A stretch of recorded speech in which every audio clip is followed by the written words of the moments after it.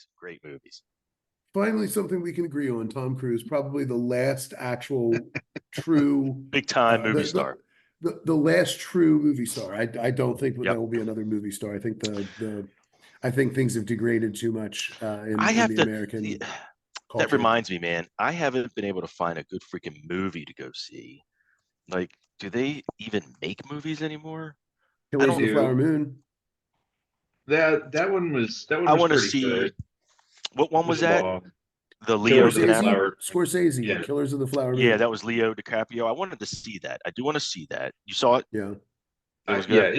it's good. It's long. It's 3.5 was hours. it was better than The Irishman.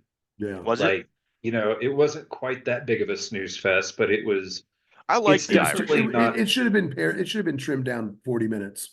Yes, Mhm. they No, could I'm have with you. trimmed a lot out of that. And Yeah. I do like that they brought in a lot of the tribes to try to come in and keep it as authentic as possible. So I respect it for that. But from an entertainment standpoint, Yeah. Scorsese's movies, like his last really good entertaining movie, I might be wrong about this, might be The Departed. Like, Yeah. which is, don't get me wrong, it's full of cliches and it's full of like it's very much a movie. It's not a historical representation, Right. but it Right, is but like yeah, it Scorsese has not been as good lately. Scorsese has spent his entire career trying to make movies to show the tragic failure of the American system. Like that is the whole point of everything that he has ever done is to show the the farce and the contradictions of American society. Every movie is geared toward that. To show the hollowness and the farcical nature of The America. Wolf of Wall Street, I think, And was his last really good one. I loved that movie, The Wolf of Wall Street. right, sure, but that's what I mean. Yeah. That's case in point. Every Mhm. movie It that falls he into that has, same every category. every movie that Yeah. he's made, at least It's like, since I'm familiar with him. But as he's gotten older, he has gotten he is less able to use metaphor as effectively, and he feels compelled to tell, not show, more and more. And so yeah, so you get The Irishman, where they tell you instead of showing you over and over and over, right. and that's what makes it long-winded. Killers of the Flower Moon was the same thing. An incredible story, a compelling story, another American tragedy, another movie that shows that the American dream was never Want a real, it was treat? always a myth. Want a And treat? but but again, too much time telling, not showing. Yeah, I would agree. And I agree with you, Mike. Wolf of Wall Street's probably the last one. Um, because and I mean Killers of the Flower Moon, don't get me wrong. It's a good movie. It's worth a watch. It's just long. And it's not Yeah. quite as it doesn't fit the entertaining vibe that a lot of his movies did have. So Better to I watch at just saw home than that in a theater. yes, I agree. I just saw that they're making a TV series of Gangs of New York. I am in. Yeah, I am that's fully cool. in. I I think wasn't a it's fan of that one. I wasn't a fan of oh, it. it's such a good movie. Yeah. Everyone loves Like, it. I'm the only one that doesn't. Like, everyone loves that movie, and for some reason, I watched it actually the other day. I think what it is, I don't like any of those period pieces. Like if you're going back hundreds and hundreds of years, and I never watched the Gangs of Thrones or whatever, Game of Game of Thrones. Thrones. Couldn't yeah, get into that either. I don't like those that's those different though. That's period fantasy. pieces. Game of I mean, Thrones True. is it's not. It's That's fantasy. very true. Game of Thrones is just War of the Roses. It I yeah, mean, with it's Michael fantasy, dragons. but Douglas. it's With dragons. Like well, yeah, but I mean, it's but that's what it's trying to. I mean, Game of Thrones is just like is looking at the War of the Roses and kind of the 30 Years War, and it's kind of looking at those two events, which are I really basically connected, two parts I of the love same Danny whole, DeVito in that movie. and they're yeah, God, it's yeah, an he's old great. movie. But they're that whole show, at least it starts out as such. I mean, that's what George R. R. Martin is doing anyway. Is like Yeah. is trying to fantasize the You're right. historical reality of the 30 Years War and the War of the Roses in particular. Yeah. Um, The and dragons this, are secondary. They're not the key plot point. You're right. yeah. They just But I mean, and for whatever it's for good reason. I mean, the 30 Years War, the Peace of Westphalia, is the Westphalian, the sort of Westphalian arrangement is how we end up with the idea of nation states. It's where the very nature of like the idea of it's what births the capitalist order in first in Amsterdam in the among the Dutch and then among the British, right? So the War of Roses comes in, but it is the long historical event that through the experiences it births the nation state. And in many regards, well, that's the world we still live in. We're living in the failure of the Westphalian world now, although Napoleon kind of challenged that too. I mean, but yeah, but what Napoleon, just the Napoleonic order, recalculated things to be stronger nation states. I mean, That's another anyway. movie. Did you guys see that movie with I Joaquin have Phoenix? no, I have no Which one? interest. No. I'll Napoleon. watch it when it comes out on one of the streaming services. It's kind of like the Oppenheimer movie. Like I didn't really see want to that watch either. that movie. I have not watched it, but there's no way I'm going to watch a period piece in the theater that's 3+ hours long. It is just True. way too long Yeah. of a movie. And when has a biopic ever been that exhilarating?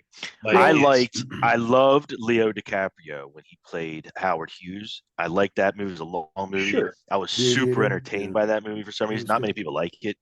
For some It was reason, I good. love it. It was And good. I'm starting to like nowadays, like I'm turning to my parents. My parents like the dumbest, just blow up, shoot 'em up movies. So I like the Equalizer movies. I can sit down and watch like the Equalizer movies or um the one with Keanu Reeves. Oh, Um, John Wick's John great. The Wick. fourth one is a little The first three are great. I don't think I've seen the fourth one yet. It's I just love. two movies they crammed into one, and you feel it, and it's not for the better. Got you. Did you I got did you. you see did you guys see Dune, the first Dune? No, I enjoyed I it. didn't get I thought it into was good. those. Yeah, I thought it was done really well. I thought it was done. Did you ever read the novel, the Frank No. Herbert novel? No. No. It's Mike, you should check it out. I think they did a really good job with it. yeah, Is this see, so the more recent one that was out, or Yeah, yes, the with one? Timothy Chalamet. Got yeah. you. Part two Now comes out. part two is almost out, yeah. Yeah. Is that like a I Road Warrior type thing? no, No, it's I its mean own story. it's its own, yeah, very much its own story. Now the thing about Dune, I had this debate with my friend, and I said, I liked it. I thought it was good. However, I did come away with this one sort of rather major critique, just for what it's worth. I thought, you know, we used to be a proper country that used to make proper movies. A movie that had a beginning, a middle, and an end. It concluded, and then if you Not wanted a 88 sequel, parts. and then if you had a sequel, the sequel built off of the conclusion. But you didn't make a Yes. movie with the knowledge that there's a sequel coming, and so the whole movie is building towards nothing. It builds towards, and guess what? The second part's coming soon, and then you'll get some resolutions. And that was my one complaint, was that it sort of was. Again, I thought Yes. everything was breathtakingly beautifully shot. I thought it was Hmm. beautifully done. But I I agree. wanted, but It felt there it was needs to be missing something. it's It was missing a missing resolution. something. It's missing catharsis. And the And the point counterpoint, yeah, go ahead. the counterpoint to that exactly is the latest Mission Impossible movie. Because I don't know if you guys saw it or not, but that No. movie, while it is a two-part movie, there Yeah. is a clear climactic ending to the first one, Mhm. even though there's a hanger that Yeah. there's more to come. Their story wasn't comprised Yeah, hey, inside of that one film. Was lots it of good? movies end on a cliffhanger. Mhm. Yeah. I But love the Mission like, Impossible and movies. and They're all fun. and I this isn't the best example because it's not like we're not talking about like the best movies ever made or whatever. But I always like the example of the Back to the Future movies. Every Yeah. one of Love it. those movies, well, the first two, Yeah. they end, Three's and then underrated. so you get your catharsis. You got Doc Brown dancing in the street with the fire going up the road, and while Mhm. he's standing there, Marty comes running up behind him, like in the same outfit, and is like, Doc, you got to help me. And that's how the movie ends. So you get your cathartic moment. Right. Art is supposed to provide some sort of catharsis. And when it does it's really like, to me, I'm like, you're doing something. It's not art because you're missing the catharsis. It has to have a catharsis. I'll use another movie, Mike, that you talked about a minute ago, and that's the John Wick film. If you remember the way two ends Mhm. and three starts, like it picks up right where two Yeah, left off. But two right. was a complete movie by itself, Right. Yeah, no doubt. and that's kind of the. I wanted to So share that with you. I So that is wanted that's my to one go. big critique of Villanueva. Yeah. Yeah, what were you gonna say, Mike? Go ahead. I was just gonna say I just saw a couple things on Netflix that I've watched recently. That movie Triple Frontier with Benny Affleck, The Gray Ew, Man, ew. um, Killer. It's a So newer both one, of those first two movies are not good movies. I haven't seen and They The it. had the Secret Life. potential of being good movies, and they were I not. I really liked Triple Frontier. I don't remember much of it, but I remember I really liked it, and I love that movie, The Secret Life of Walter Mitty. Dude, Have you that is seen an that? underrated film. I That is a love So that really, movie. really good film. all right. So Secret Life of Walter Mitty. It's a remake, we know. Well, I'd never seen the original, I'd never but heard of it. I'd but never heard see, of it so before. I had read the Thurber short story when I was in like high school, and I Hmm. loved it. I read it again in college. I wrote a paper on it when I was in college, and I've read it periodically every couple of years since. I have a collection of James Thurber's works, and I like that is the most thumbed through portion of Thurber, who's a great writer and does like funny little drawings. Like he does these little illustrations, like Kurt Vonnegut actually does like little illustrations through his work, which are fun. I like the idea of seeing him in process, like doodling as he's writing, which is fun. And Mhm. but anyway, Secret Life of Walter Mitty was one of my favorites. It's one of my favorite short stories sort of ever because of just the layer upon layer upon layer of imagination in the whole thing, where it Hmm. blurs what is real and what is fantasy, and I love that. And Mhm. I've seen that story, and I think I mean I'd have to look it up, but I think he wrote that in the 50s, maybe even earlier. I think it was And earlier, yeah. yeah, maybe earlier. And what I've always been impressed with that is that I feel like I've seen that trope that, as far as I can tell, was basically introduced by him in that story, used very effectively over and over and over in TV, in movies to Mhm. some degree. But I mean, I don't know. I'm going to go to something a little weird, but I loved Buffy the Vampire Slayer. I loved that show. So good. I loved it. I thought it was a Hmm. great show. I mean, I thought it was cleverly written. Again, I mean, I think I'm maybe a more sophisticated viewer now than when it was in its first run, but like it was, I still think it's a great show. I used to Sure. rewatch that series every couple years too. And it's one of the only DVDs I still own. It's like the complete box set of Buffy because I was like, I don't know that it'll always be available to stream and I might want to watch it again. And yeah, it's camp. And that's what makes it so great, is that it's campy, but also well written. Even if Joss Whedon kind of sucks a lot of the time.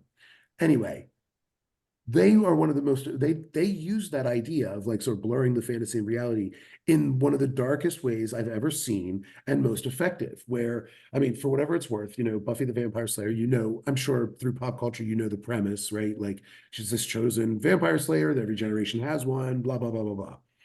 And so that's her job, is to like fight vampires. Like that's her job. And logic aside, where like how do you have one vampire slayer for the whole world? That seems problematic, but whatever. Logic aside, Well, you maybe there's go, not that many vampires. yeah, but not if you watch the show. They're everywhere. Okay, But Maybe it's because gotcha. they're maintaining them because there's one that's always around, so they're just keeping it at bay. Oh, I right. got you. And she does live on a hellmouth, so I guess that helps.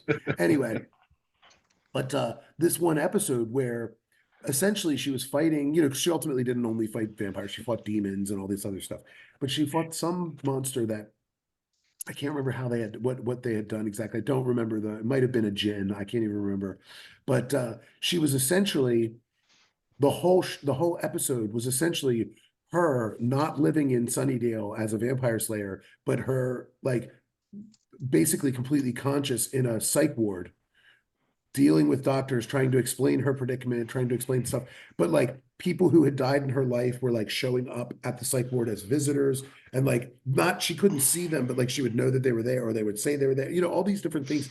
Like it was this whole psychological, twist. Like, and by the end of the episode, there's no real resolution where you're just like, well, wait. is this really just a fantasy that this poor girl is living in this psych ward, or is this like this show that I've been watching for 5 seasons? Is the show telling me that the show is real in the universe of the show, or is the show telling me that the whole thing has been a fantasy? And I love Like that. Bobby I mean, Ewing, like I love Dream, the ambiguity Alice. of So it.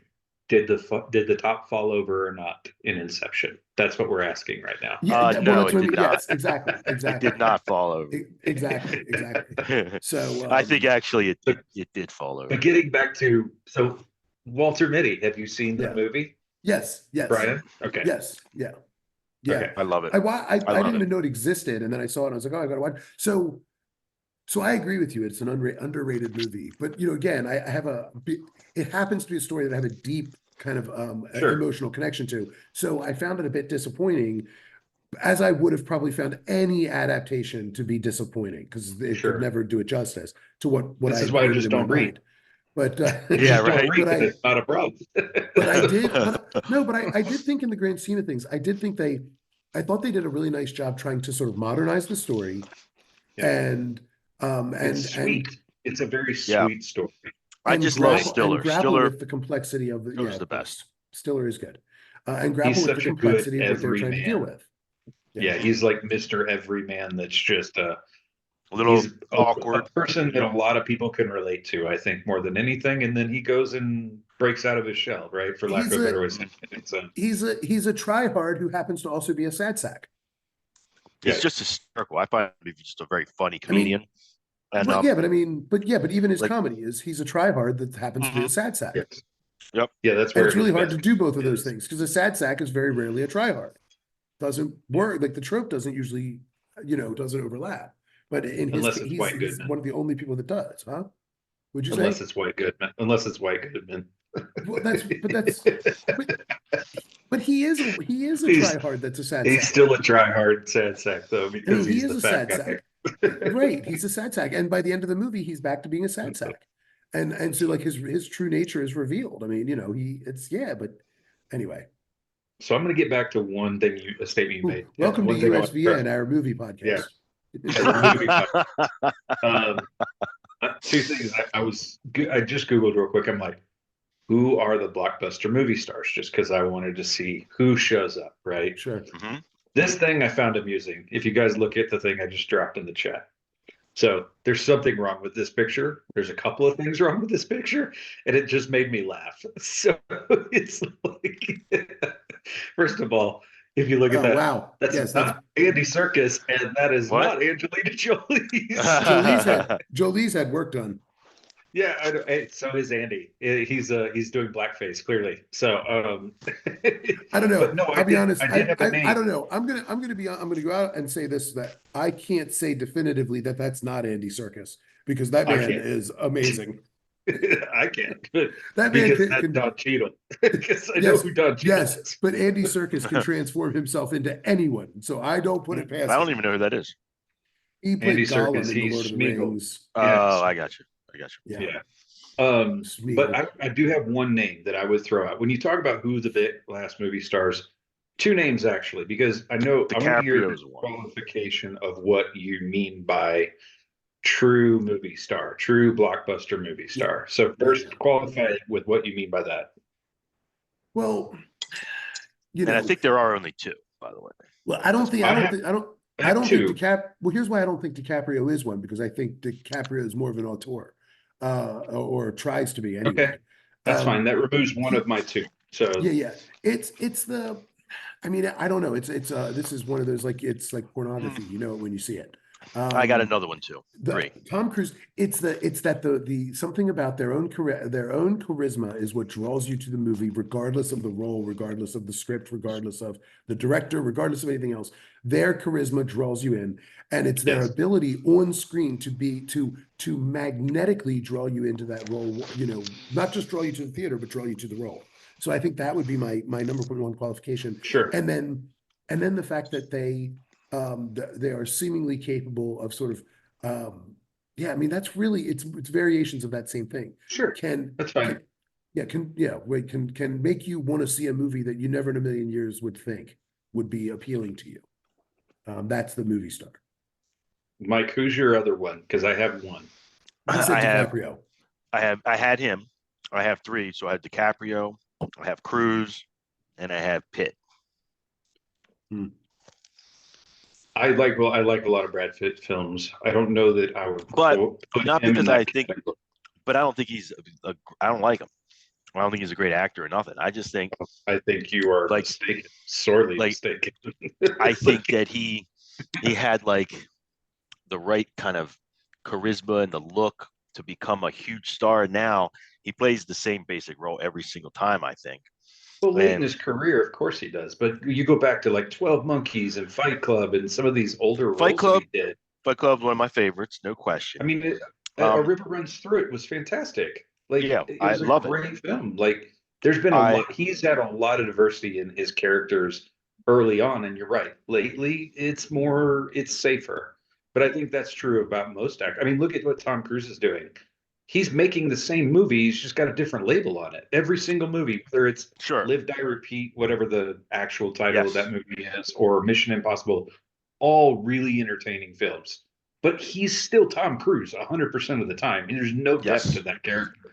none. The He guy, doesn't the only change guy anything. I was going to throw out, it, love him or hate it, it's Dwayne Johnson. He's that same guy. So He's my what I was probably making as much money as anybody in Hollywood right now, as far as for the movies yeah, themselves, and he's doing it without being in a Marvel movie, not including Black Adam. right, yeah, Like, and it's I like think he's up there because what I'm thinking as a movie star is someone who could just they by themselves can get projects greenlit. Like people are coming to the movie purely because of that guy. they don't care. They don't need like a production company or for example, this Leo DiCaprio can go to a studio and say, "I got a script. I want to get it made," and they'll make it. Sure, Not many actors could do that. I mean, Matt Damon there's couldn't a do that. handful, but yeah, And see, but to me, George that Clooney doesn't can't make do that. that's not a movie star. That's a bankable box office star.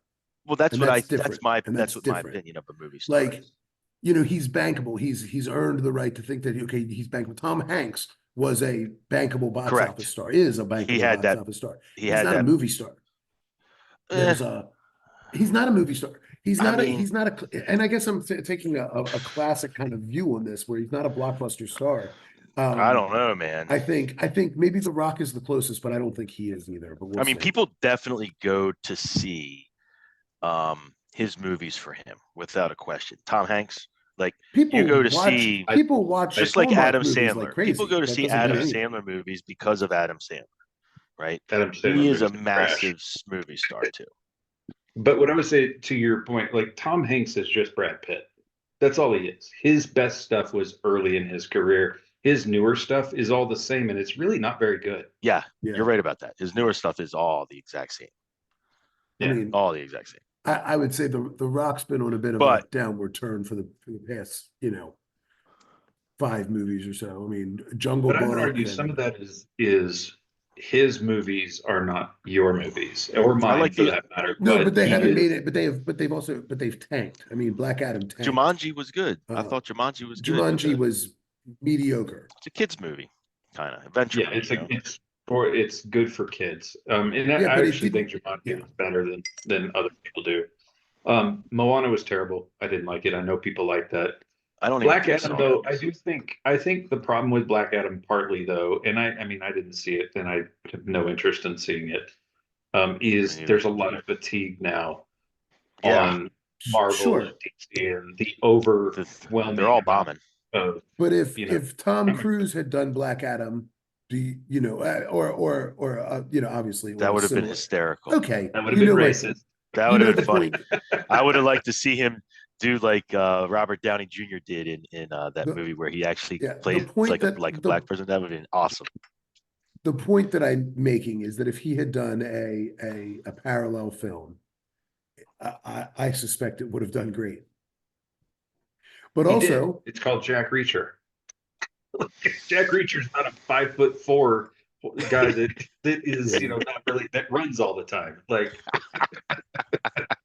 my favorite thing about Jack Reacher is that you're always, as an audience member, you're forced to ask the question like, oh no, Jack Reacher is unarmed at this particular moment, and he has a slow moving man coming at him who doesn't seem to know how to hold a knife, slowly walking towards him with a knife, and another guy behind him with another knife that they are going to attack him one at a time. Whatever will Jack Reacher do? And it's like, oh, gee, he managed to get out of it. It's remarkable. At least with John Wick, you're just like that man has guns that don't run out of bullets. That's neat. And But you have Black Adam for Dwayne Johnson, and I will Yeah. take that, but I will then return and give you The Mummy for Tom Cruise, which is an awful movie. Yeah, that was bad. Yeah. Like I'm just saying, they're going to have misses, and I mean, and the thing with Tom Cruise's movies, and this is not me bashing him at all. Top Gun is literally Top Gun made again. Is really all it is with a few tweaks and turns. There's nothing innovative. It's just you like the movie he's making.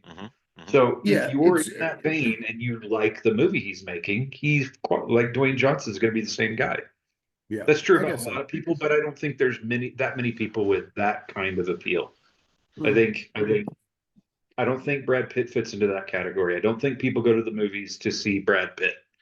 Leonardo DiCaprio, I do think they do. I think yeah, but again, I guess I'm thinking of a movie star a bit differently, like sort of in the classic Hollywood sense where they had movie stars, but then they had movie stars, and there was a kind of a line between them. And like I said, sort of indefinable, and that's why I think Tom Cruise is kind of the last of them. Like, so who's a classic one that you would give as a parallel to Errol Flynn? Errol Flynn. No, let's not go that. Come on, let's go. Let's go to the 80s. Yeah, I remember seeing him all the time. Yeah, let's not go to the. I was like era. 3 when he was Robin Hood, I think. They actually have to audibly speak. It can't have words across the bottom. Like, come on.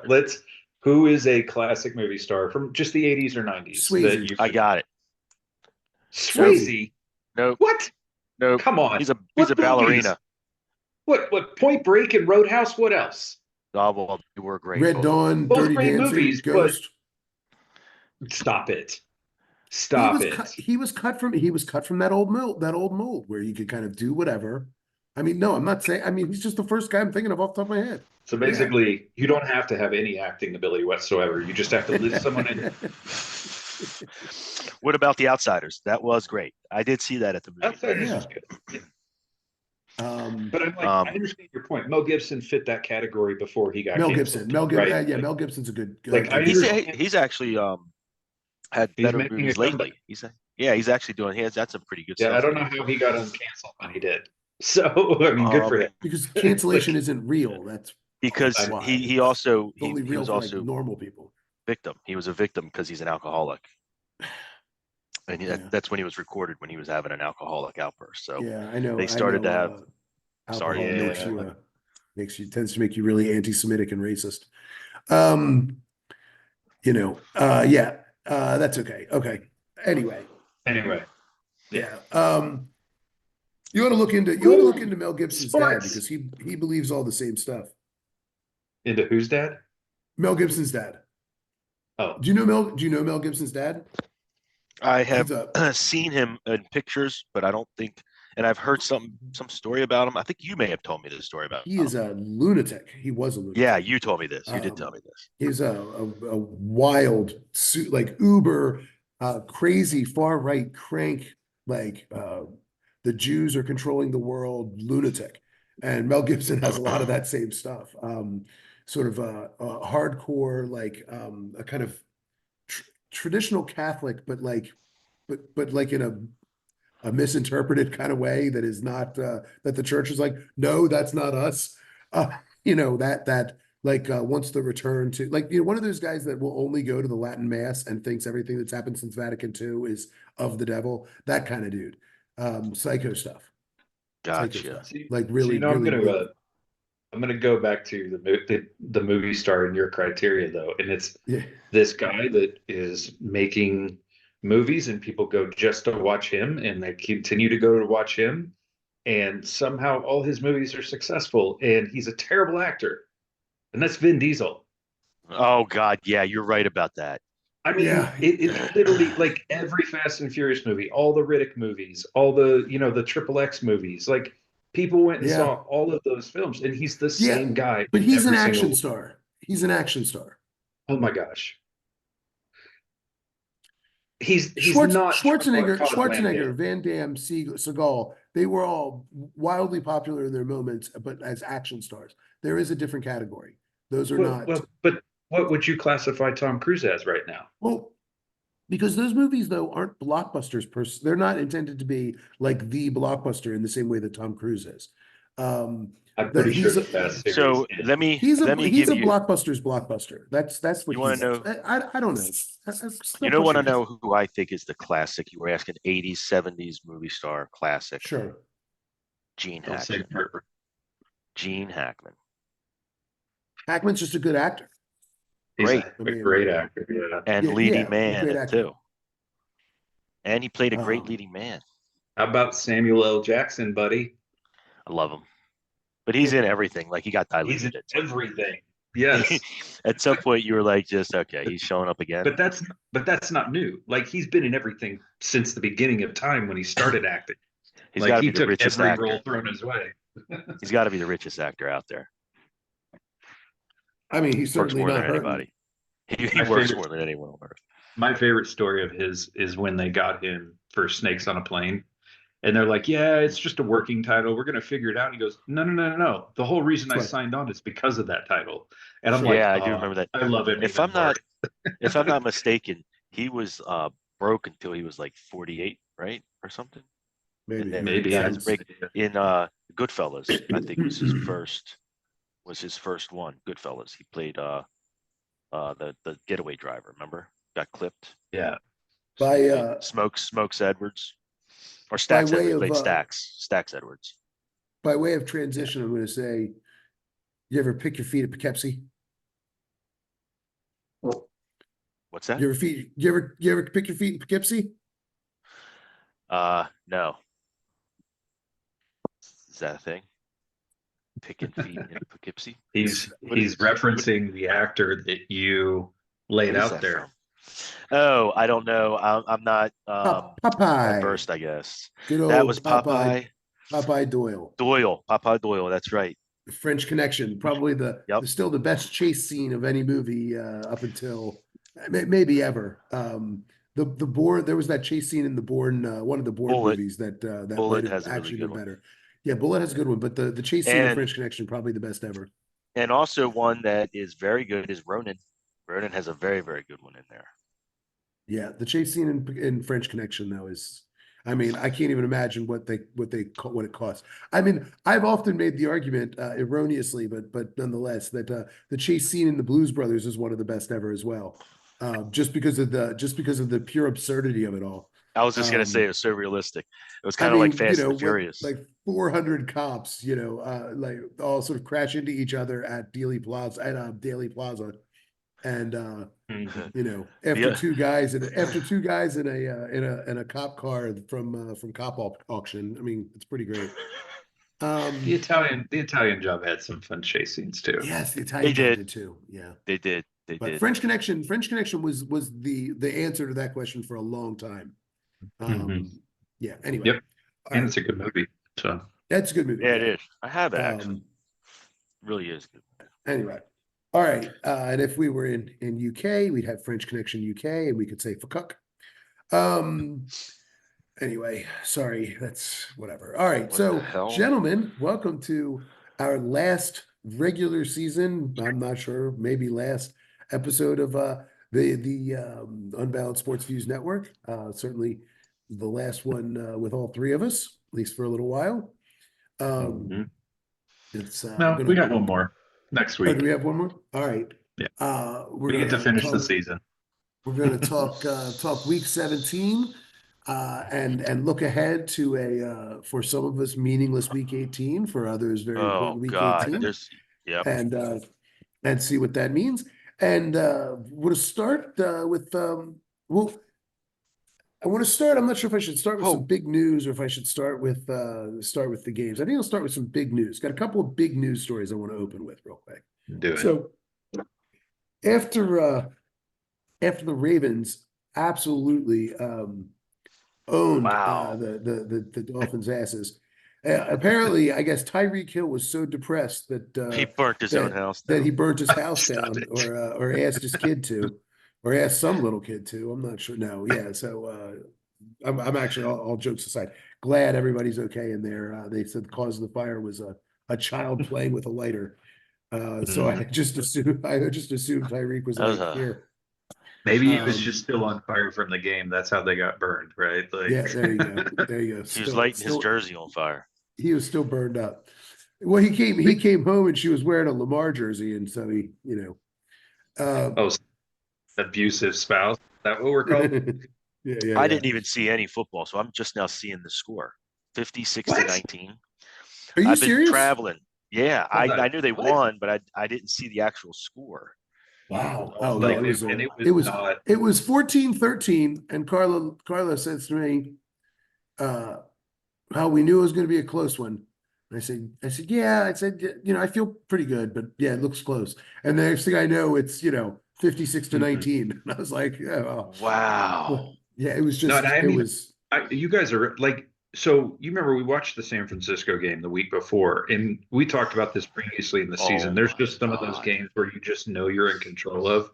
yeah, And this was one. the Did you the see the 49 game was numbers? definitely that. This game, even like when it was kind of funny, like when they came down and scored, I'm like, yeah, that's expected. Those are their scripted plays. They came out, they ran their best plays, they got them out of their system. In our defense, the one thing that we had to do is we like even well this week won't matter, but if it were a mattered game, it wouldn't surprise me if the Steelers came out and did it as well. Because it's like our defense has to kind of go, okay, what is your game plan? Yeah, This is now what we're going to do. And Miami's a yeah, talented team. We all know that, but it was like I'm sitting there watching the game and I'm like, it didn't feel special to me out of Miami. Like that no, score was just like, oh, they scored. Okay, well, they're going to score kind of yeah, moment. Wow. yeah. Anything to the rate. Holy mackerel. I felt the same way. I felt no sense of panic or anything like that. It just seemed like, okay, they got a couple of chunk plays from guys that are good at getting chunk plays. And yeah, Mhm. I agree. And Mike McDonald has really shown to be one of the best Oh my at gosh. adjusting on the fly. I mean, he's just been so It's good. been really impressive to watch Gosh. Yeah. how that in losing pieces in the middle of that game. Like Marlon went down in the middle of that game. So did Yeah. I know Stevens didn't play. Who else went out? There was somebody else who went out too. Hamilton didn't play, and I think that was calculated. They want him to be healthy for the playoffs. Yeah, agreed. And But there was a Geno Stone, who got robbed, not getting into the Pro yes, Bowl. I mean, the agreed. man's got what, 8 picks? I mean, come on. And has been, Mhm. I mean, What? I think That's he crazy. suffers by being a quote unquote backup, but he's a backup who plays, 34 minutes a game or whatever. Like, yeah, or whatever There was a whatever the football Yeah. equivalent of playing, mhm. like 2/3 of the time on defense, he's out there, The you thing know. that's starting to happen though is you're starting to hear the and people, when Lamar won the MVP previously, like Yeah. it was all about, well, it's because he's an incredible athlete, right? But you're starting to hear a different tone out of people talking. And I saw a thing, I don't know if you guys saw this or not, but I missed this in the game. I remember the play. It looked weird to me, but I didn't really process why. And then I saw a highlight from it today. And it was one of the defenders from the Dolphins talking about Lamar took a snap and stepped back left-handed. Yeah, I And saw he's that. watching him going, what is he doing? And then he Yeah. turns, fires to Flowers right-handed. And they're like, you watch the defense and the whole defense is so confused. Like, wait, what is he doing? And then they moved away from Flowers. Yeah. Like that's what's They going to start to change the perception on him as a thrower. Did you see they his numbers though? They were freaking Oh, they were great. They were amazing. great in the game. he was playing Tecmo Bowl. Yeah. Yes. I saw Unreal. they ran a fake at one point down sort of down in the red zone where, I mean, and I'll be honest, a play action, I shouldn't say fake, because play action is fake handoff, whatever you want to call it. Lamar is about as good as anybody at that Mhm. long play action. I mean, he pulls the ball back at the last possible second. Right. It is very effective. I've been watching Flacco too. He's pretty effective at it, but differently. He turns his whole body back so you can't see the ball anywhere and holds his empty hand out, Yep. and so it really does hide it. But which is what I think is sort of the standard quarterback play. Lamar puts the ball in your numbers and pulls it away, which is why Right. occasionally you get that fumble like that with that exchange. But and I mean, the two things I took away were how disciplined Gus Edwards had to be, that as any running back has to be, to have that ball in your belly and not squeeze it until it is Right. impossible for Lamar to pull it out, and to know Mhm. that the timing is it's it's going to take time. It's why you saw fumbles a lot early in the season. You haven't seen many in the last many weeks. Knock Sure. on knock on wood, but they ran a fake where it was a fake to the right. And I don't remember ever, like the whole defense went right. It was unbelievable. Oh, no, no, no. Don't you dare. Don't you dare. Don't you dare. Oh, you know where I'm going with this. You I be just quiet. looked You it be up. I'm like, quiet. oh my Anyway, I gosh. was so impressed. That was my other piece of news. That was my other piece of news. No, I'll let you go. So I won't the other spoil it piece, for okay, you. so anyway, so yeah, I feel very good about the team. But the other piece of breaking news, Ravens news, I wanted to see what it happened. And I went, oh. is So anyway, that the Ravens have signed Dalvin Cook for the yep. playoff run. That is, he doesn't have to be the every down guy, and that is a dangerous weapon. I mean, that is, whew. Yes, a very dangerous weapon. And I'm going to take it a step further. If he acclimates to this team and does well, I hate to say bye No, bye he might. JK, but here's Dalvin. That Yeah, is a maybe. great addition. I mean, he's a Mm-hmm. great compliment to Edwards and Hill. Mm-hmm. Mm-hmm. So no, and I mean, it's what I hoped Melvin Gordon would be, but Melvin Gordon isn't that kind of back. Gordon's about to get relegated to the practice squad again. So He might get one more week out of it. They might start him this week and this send week, yeah. Dalvin in to get his feet wet. Yep. I'm not even sure. They're not even. I don't even know if he's going to be ready by Saturday. Dalvin. I mean, that's a Um, that's big. it's huge. I mean, it's huge. And thank you to the New York Jets for releasing him Mhm. after paying him Well, he $7 million waived all his this year. clauses. He waived everything too, like so that they would like it was an agreeable thing. The well, and the rumor was that he was going to go to the Cowboys, which makes a lot of sense. The Cowboys desperately need a Dalvin Cook. Definitely do. Um, so for him to come to the Ravens is just like, wow. I mean, like anyway, yeah, huge, huge, Love it. huge news. Huge Yep. news. All right. That is I know what Mike's doing. Mike's right now, he's doing, I don't know, man. This guy only averaged like 3.2 yards a carry this season. Mike's the retrospective stats guy. He with only Mike averaged like White at 3.2 I quarterback. yards a like carry. I like Gus the Bus. Yeah. Sure. I don't want To to be lose honest Gus. I with want to you, compliment to him. Yeah. I mean, even Gus is our second number two. They're all their number two because Lamar's our best one out there. Sure. As long as we have that weapon, any there's a lot Dalvin of running Cook's backs are going to look good back there. Dalvin Cook is only 28 years The old, and listen, Yeah. that is the, big. the defense Yeah. that when we go up against defenses these days, they're so off balance. They literally Mhm. have no clue what to do. Well, We can because beat them any when which way. So the Because running we back finally have situations, weapons. yeah, when the Finally Ravens have were the number weapons. one, I was reading the thing. I don't know. I can't remember off the top of my head, but I was looking at the thing that said when the Ravens went in as the number one seed in 2019, the MVP year, with their the weapons that poopy Lamar had at hand, his disposal were Marquise nothing. Brown with a screw in his foot, a hobbled Mark Andrews, and then it was like then they just rattled off a bunch of wide receivers and people, and I was just like, wait, who were these people that were on our team? I don't even remember half these Well, guys. our whole team was the running game that year. It was like the Well, running backs, and this year we broke the record running the ball. We didn't throw it really to right. freaking anyone other than I guess the tight Other end than and the Marquise Brown and yeah, Mark Andrews, that was it. And they that's it. both went into the playoffs hobbled. And but this year, it's really, you give credit where credit's due to Eric DaCosta going in where you've got a genuine bona fide weapon in Tylan Wallace replacing a weapon in Devin Duvernay back there Mhm. returning kicks. A guy, and Wallace is a guy that can you can bring in on an end around. You can bring in you feel comfortable with him running the ball in space. Mhm. Is You what's got his face coming back? Speaking of Duvernay's Mark, done. The Frenchman. no, Oh, the Andrews. doctor. Yeah, They they teased Andrews a little bit at the press conference. they teased him or Said they teased him coming back. teased him coming back. Yes, The saw that. Hardball said he's ahead of schedule. Um, and they're trying to play deep like enough to get him back, which that would be suggests maybe he crazy. wouldn't be back for the first game, but he might be back for the second. You know what I mean? That sort of thing.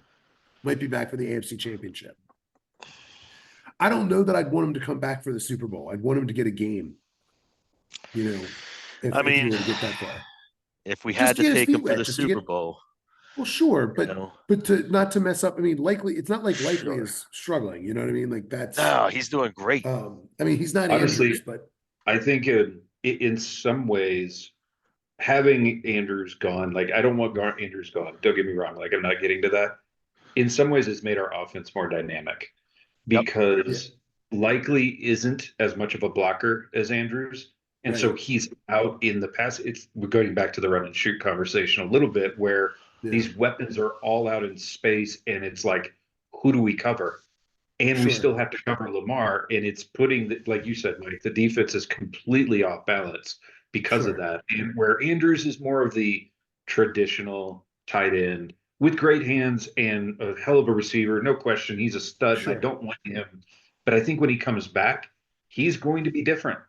Like Mhm. how they use him needs to be different. It doesn't need to be in that same way. Yes, we can still leverage him, but if we I, use him more in space too, like I that'll think they make it. can rotate him out more too. I think they That's now true. have confidence to rotate him out. Charlie I think, Kolar has done a nice job blocking in the run game, yeah, and what I mean, so they can keep him Dennis fresher Pitta, longer. Huh? Dennis Pitta. Dennis Pitta. Yeah, well, he is that. He is that. Okay, so that's the. So Yeah, go ahead. I'm going to help. I'm going to take the transition on this one because I want to have a little bit of a conversation. So Dalvin Cook gets dropped by the Jets.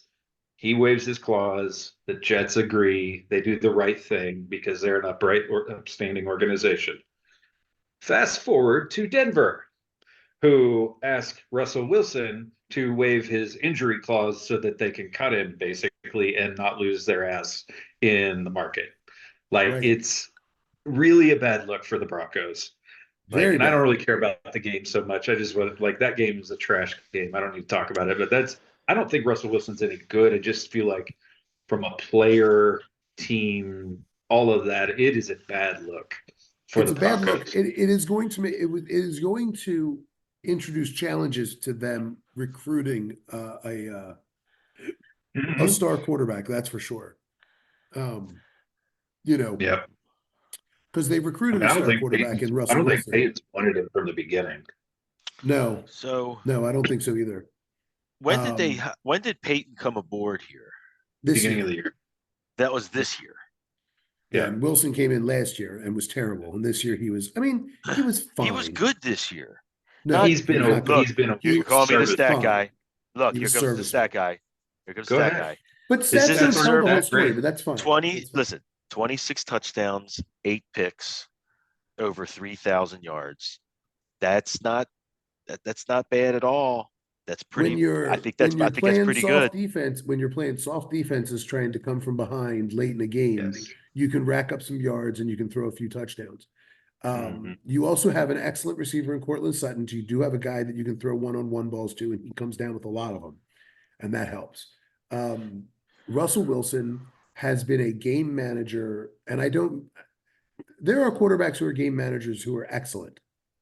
Jared Goff is not excellent, but Matthew Stafford is, can be a game manager a lot of the time.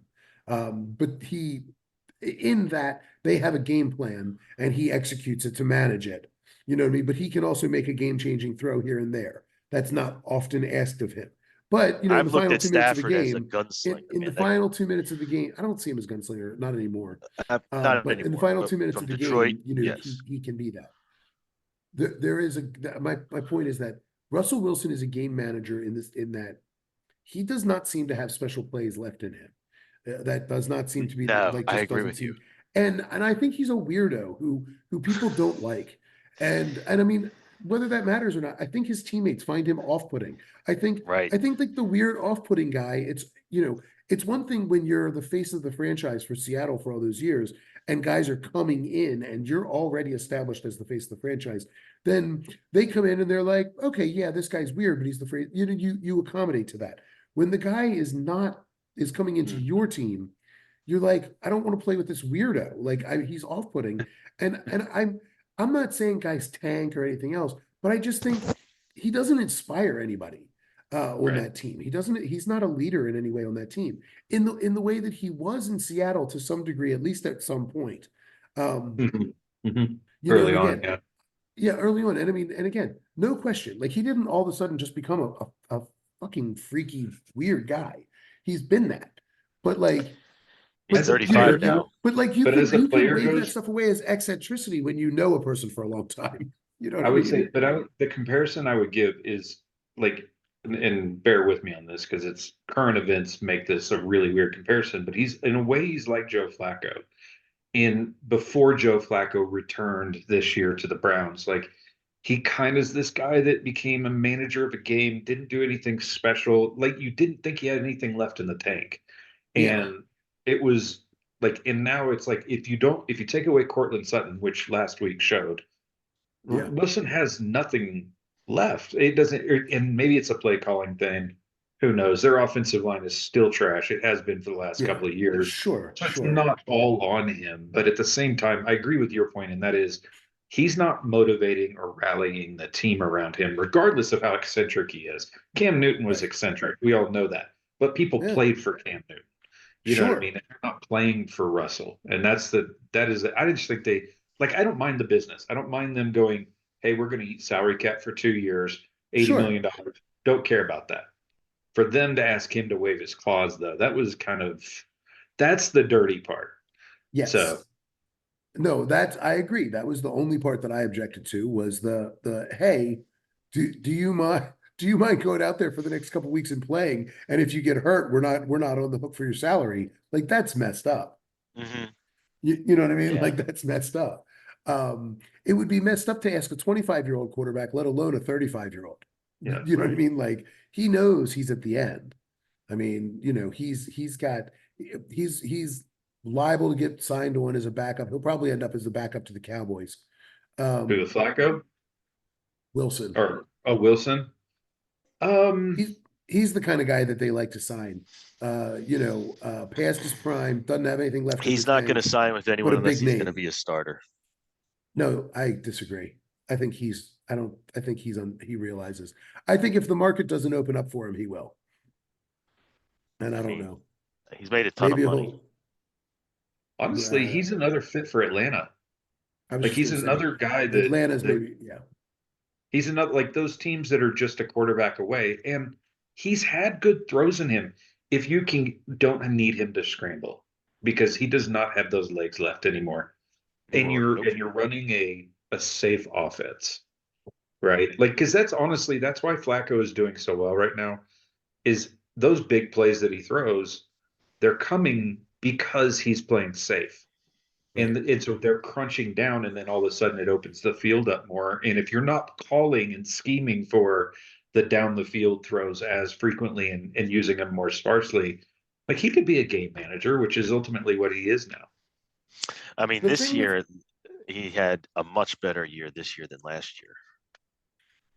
Well, yes, statistically, that's night and true. day. And Well, in and actuality, that's also true, I guess. But yeah, I like was going to say it, this year that is true. but it wasn't good. It still wasn't a good year.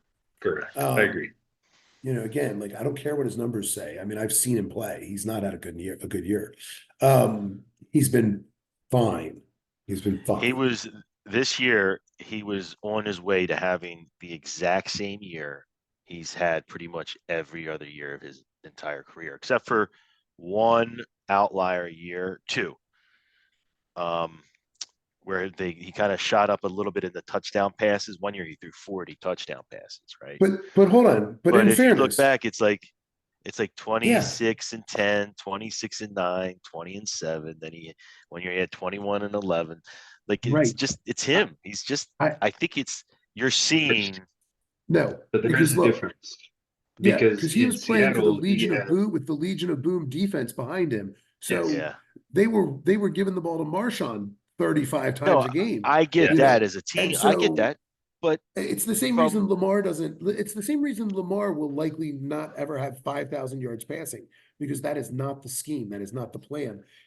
Like Lamar should be the MVP, arguably, with what 24 touchdown passes. I mean, that is not very many in the grand scheme of things. But you've seen Lamar play. His numbers are not spectacular, relative to I mean, like he doesn't have a 1,000-yard receiver His on his numbers are team. his numbers are spectacular when you include his rushing yards. They're When you look at his total game, I think he's got pretty spectacular numbers most of the time. He usually has 2 or 3 touchdowns every game, 1 running, 2 But that's passing, the thing. maybe something like If that. you've watched the Ravens, I think Gus Edwards has like 12 touchdowns And because yeah, because in of the him. past, right, but those don't show up as stats. That's Correct. him No, I'm getting the with you. Ravens to the 2 Yeah. and then Gus pounding it in and getting all That's those why I touchdowns. think, yeah. But also not to mention the fact that how many times has Lamar been pulled because we've been blowing a team out this year? Like Sure. some of his stats are going to be diminished because the scheme of the game called for a different type of game. Speaking of that, is he going to play this week? Are we playing for anything at all? No. Tyler's not No. playing. Tyler's playing.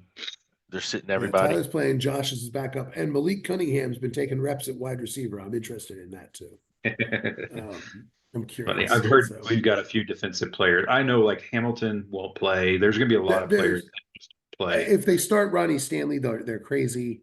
I mean, unless they just rotate him in a couple of times just to get a couple reps.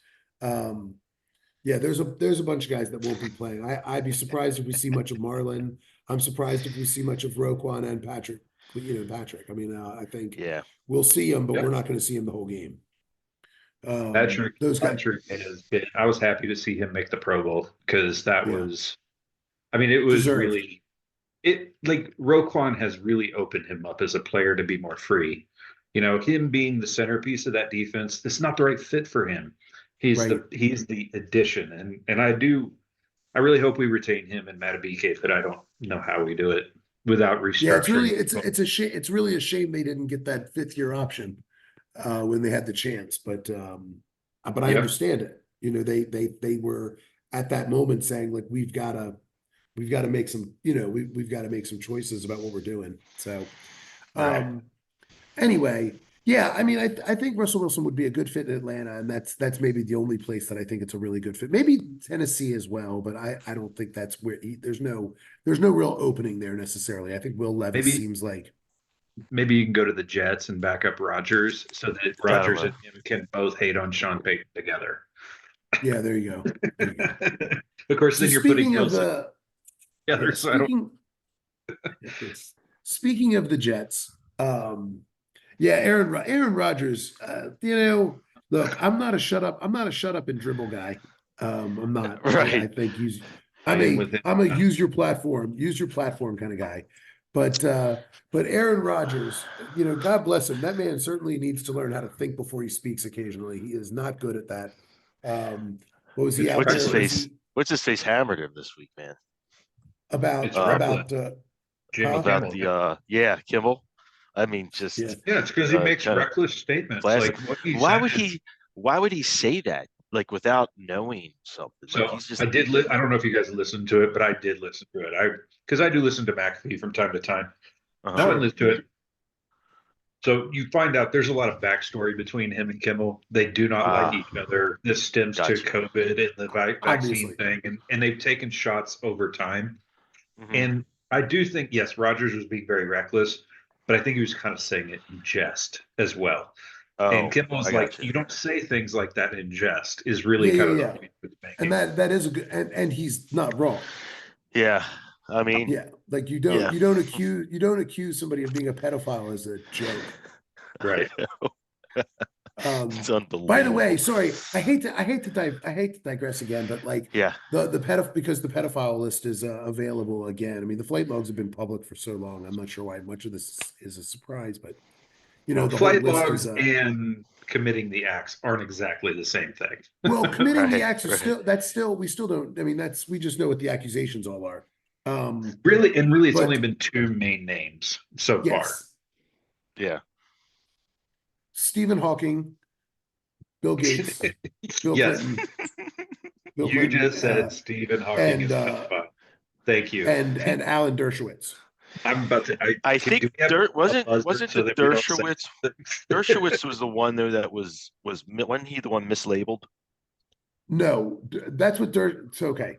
So Dershowitz, I have to say this. Dershowitz's defense, his initial response to the fact I saw that too, and then I heard the one judge when they were coming out with the whole list.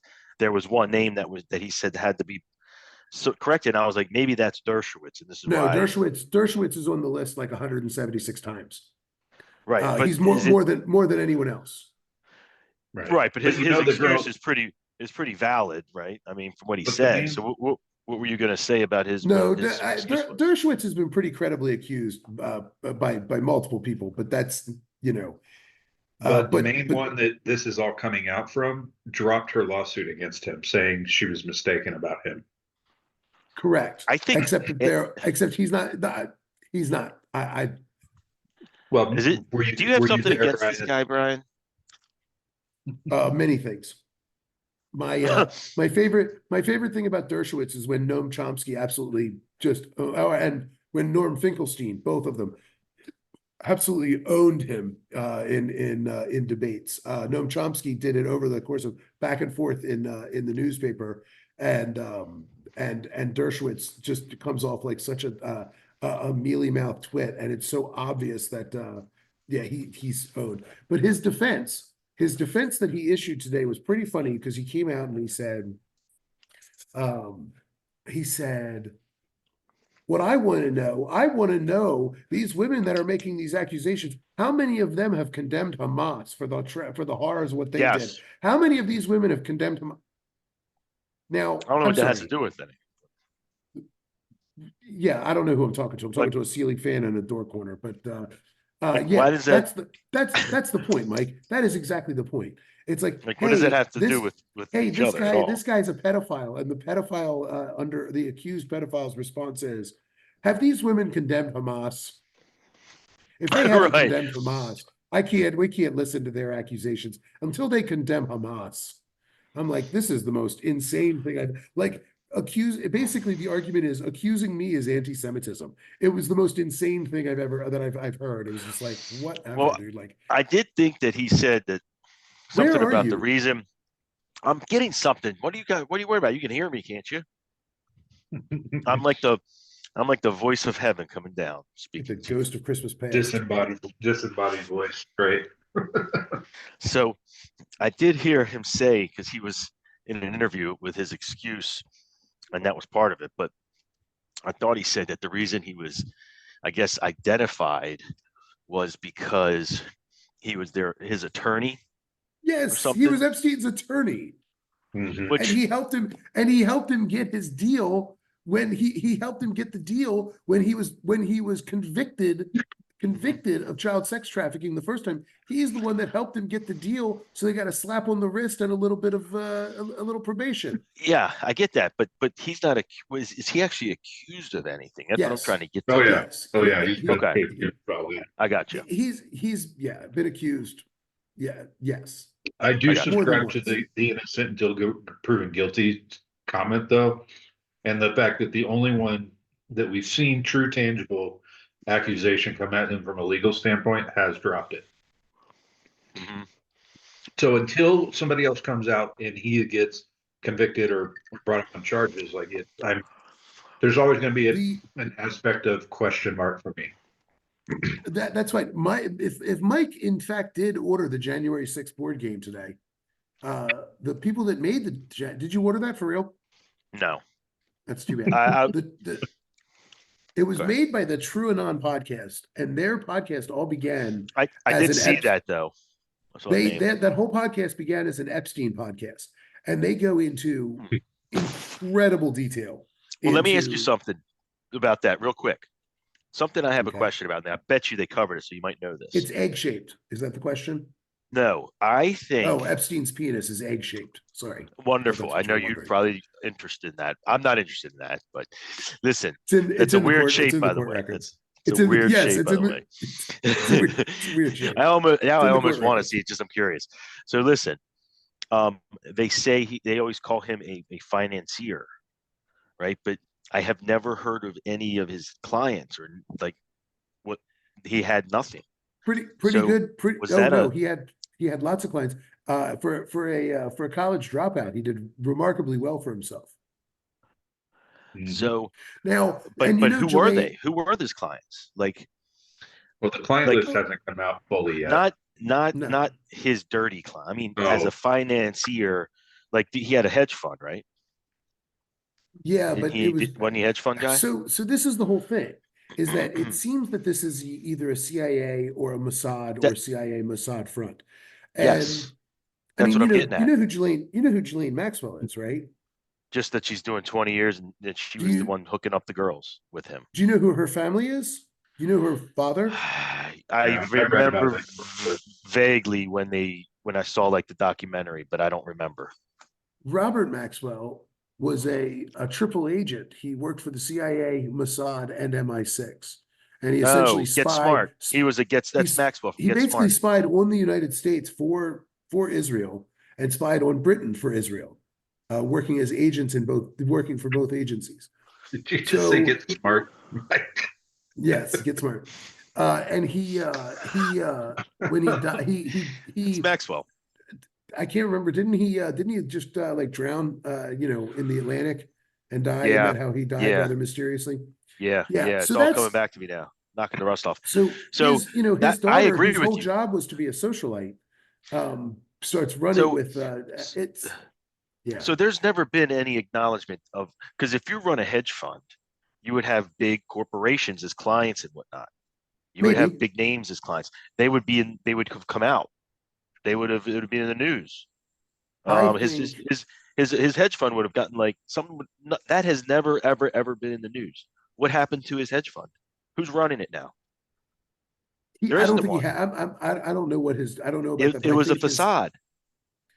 Yeah, it was. Yes, it was a money laundering organization in order to gather, in order to gather blackmail evidence. It was a U.S. government funded blackmail operation funded by the So CIA. Mike, That's yeah. So and or Mossad. He made his money so in real estate, supposedly. okay. Except I'm that just saying. when you dig into it, like again, this is a guy, he dropped out of college. He then becomes he becomes a teacher. And then from being a teacher, he somehow all of a sudden becomes a financier. He's got a crazy rise to, and he's a teacher as a dropout. Like he's a teacher as a dropout, which is And then nonsensical. he just starts showing up with like every elite in New York and in LA Oh, and that's everything right. else. He was at It's like Wexner as well, the company that owns L Brands or whatever. Yeah, Les Wexner. Les Wexner Yeah, is a big at part of his Wexner's. story. Yeah, Yeah, that's right. who I owned remember Les that now. Wexner, who owned Victoria's Secret. ooh, that Yeah. guy does well And for himself. and it would be really like, children in weird positions, Abercrombie and Fitch.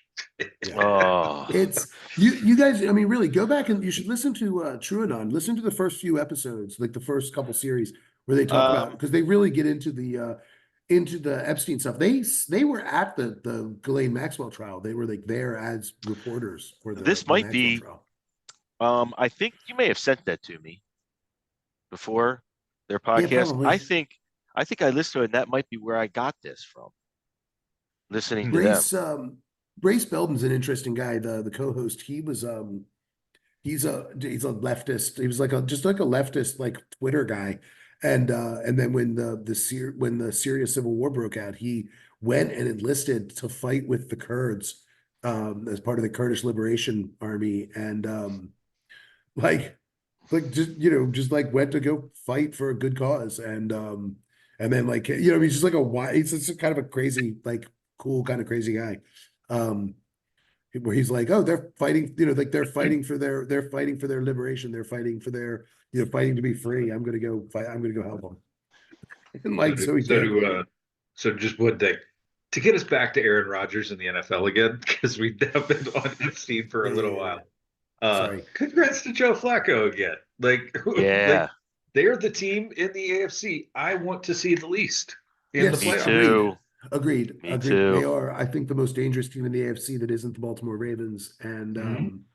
Yup. And yeah, and I agree. I'm hopeful that somebody knocks them off That on a win. that's the storybook script. You know that, right? Like Yeah, I, I that told I Joe you that. know. Flacco comes Remember? back to the Didn't Browns and I beat the told Ravens in you. the AFC I Championship painted game. that Yeah. picture. No, it is the storybook ending that they won. So let's crank through some games. Nothing else to say about that game, I don't think, except Flacco just continues to play very well, and the team plays Oh, well around him. one thing about that game. High five, Brad, on your win last week on FanDuel. Yeah. Oh yeah, Likewise, sir. I Mike, what happened forgot. to you? You I didn't get fell the asleep. I memo didn't and even make the check. exact same team. That was crazy. That was crazy. Um, I think they were all in order uh, the same, minus the last two. They were just flipped too. Is there something like that? yeah, it was. Funny. Yeah, it was. That was pretty funny. I had. I also, for whatever it's worth, while I was in Maryland, I was like, oh yeah, I can bet while I'm up here. And I had a six player, well, 5 player, 1 team parlay with the Washington Texas game, and everything hit except for Roma Dunze scoring a touchdown, which I thought was the most likely of all the things that I picked to happen. I'm like, the best wide receiver in football scores a touchdown. Sure, that'll happen. No, it does not. But had that happened, my measly $10 pick would have been like a $1,200 payout. Mhm. Everything else hit, which was very frustrating. But like, oh well. But I Yeah. did pick Washington to win, so at least for once this whole year, I finally got to win a little bit of money betting football instead of trying Nice. to pick fantasy Oh, games. Very congrats. good.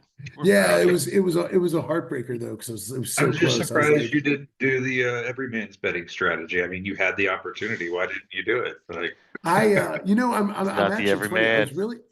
I was really disappointed in myself because I had I discovered that I could bet the football games on Sunday. Like I realized it about 10 minutes before the game, before all the games started on the Mhm. 31st. So I Mhm. started looking and I was like, I'm gonna bet all the underdogs with like big money lines. I'm just gonna bet them to win the money line.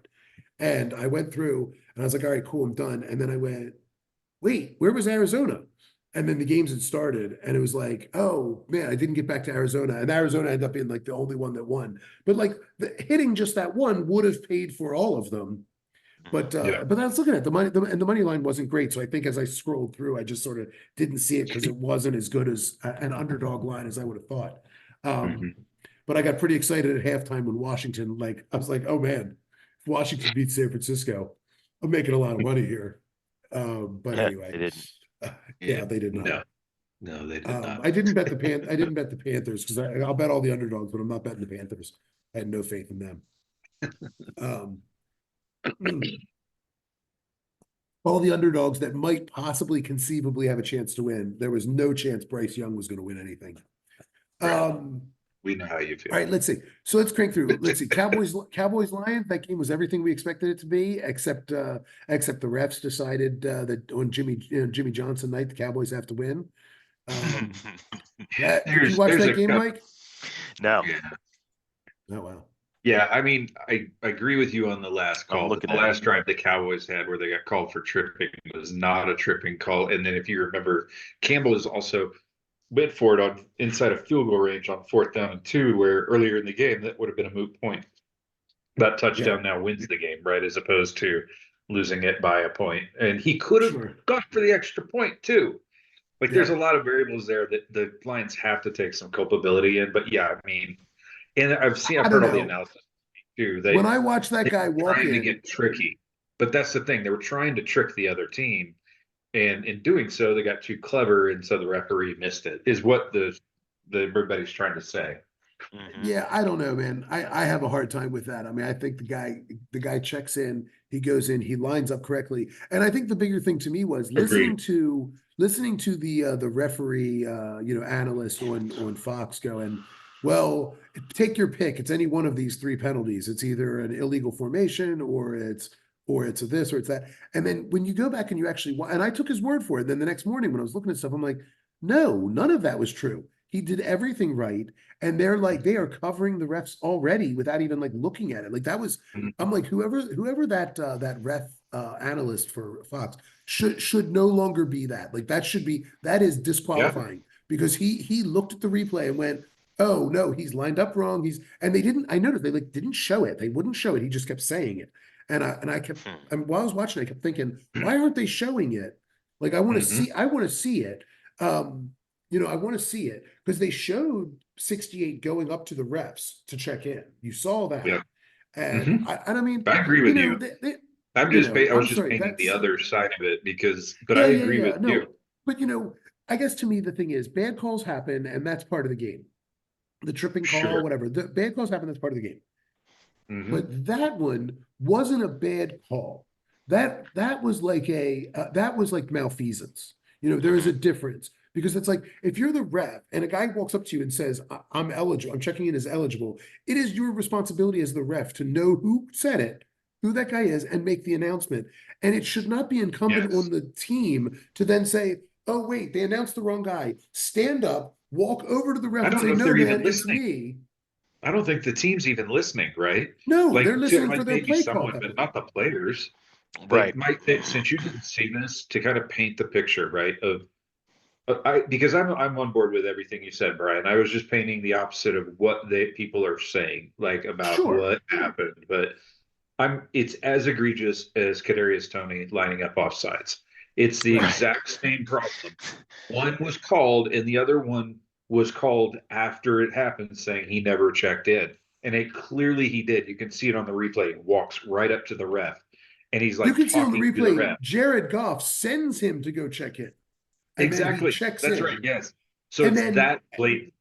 and then they're arguing. Then the ref analyst was arguing that he lined up, that he was covered on the line. But then you watch that and you're like, no, the wide receiver was very consciously back. And so what happened, Mike, is the Lions came down and scored to make it a 1-point game with a couple seconds to go in the game. Well, it wasn't much time. Yes. And then they threw the 2-point conversion on a play to the left tackle got open and caught it, but he checked in as eligible, and that should have been it. I mean, it should have been like Dallas trying to march down the field in like 22 seconds to see what happens. Right. That should have been basically, or whatever it was, 40 seconds, whatever was left. But then they called it back and they said, ineligible, like he never checked in. But they wouldn't then they finally showed the replay of the guy walking up to the ref. But they were like, well, I can hear him saying 70. So he didn't check in. And then he didn't line up right. And then whatever the third thing was. And it was like, but then when you went back and you looked at it, you were like, it was all like, no, they did everything right. And then when I learned that Dan Campbell, the Lions coach, said, we told the refs before the game that was a play we might run. So we gave them a heads up before the game we might do it. And I'm like, it's malfeasance. The crew should not be allowed to referee another game. They're refereeing our game this week, by the way. Maybe the NFL. They're reffing the Ravens Steelers. Maybe they just obeyed orders and the NFL. Well, it was Jimmy Johnson night. It was Jimmy Johnson night in Dallas, so they had to win. But but that was the kind of play that really does make people say this league is rigged. It's fixed. Yep. Because and you hear that more and more. And we've said this before. I don't think it's fixed per se, but I do think that there are pressures for certain outcomes. And so you can make one call or another call go another way. Now, blowout's a blowout. A team's going to win. You can't make up things out of whole cloth, but you can nudge things in one direction or another. Like this. Games that are within one score games where that 50-50 call determines the outcome. Yeah. I mean, it was, anyway. Yeah, the teams that are winning are good teams. It's not like they're a bad team. They're just, but they are influencing the outcome. Yeah, I don't. So that's all I have to say about that. Except, Cowboys are exactly what I've been saying about them all along. Is that McCarthy's not a good play caller. He just that was a good game though. Like that was a good game on both sides. Yeah, it was a great game, no question about it. Dan Quinn is a great defensive coordinator. He had answers for Detroit. That was great. But I just think McCarthy is just I think McCarthy is like he was in Green Bay. He bailed out by Aaron Rodgers. He's bailed out by Dak Prescott and CD Lamb. I think that's the reality. He just gets bailed out by the. Hey, just because Staley's gone doesn't mean you get to spend more time on McCarthy now. All right, the Texans showed a lot of heart, I think, coming out and beating the Titans in a must-win game. Beat the pants off. Beat the pants off of them. Well, I mean, which Stroud's back. They're a different team when he's playing. That's right. Like they're a much better team, and they're fun. They're a dangerous team in the playoffs if they make it, because they've got agreed. so much. Even without Tank Dell, they've got a lot of weapons, and they're young. They've got nothing to lose, and Yeah. they're going to go out and put up a fight against anybody. Man, that's a three-way tie right there. It's Yes, it crazy. It's Who they crazy play- that Jacksonville's fallen that far down. So all of these games are going to be mean something for those teams this weekend. And Yeah, it's that I mean- Saturday night. That's the Colts and Texans. So I'm in for a FanDuel that night if you guys want to go. That'll be a Yeah, I'm fun one to in. watch. And I Yeah, think man. it's and I think if I'm not mistaken, the greatest likelihood is that 2 out of 3 of those teams make the playoffs. I think so. I know the Steelers can still squeak in with some random combination of, I can't remember. The Steelers have a lot of things have to go their way, I think, but Is it? I'm looking at it now to see.